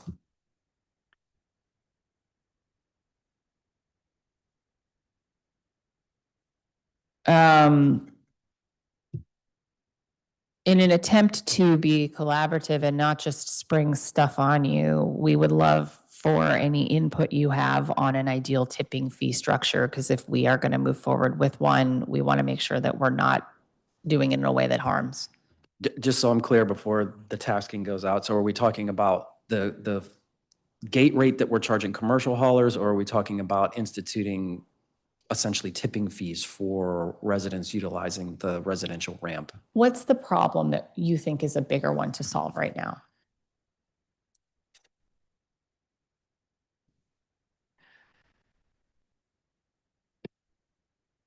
You have a microphone?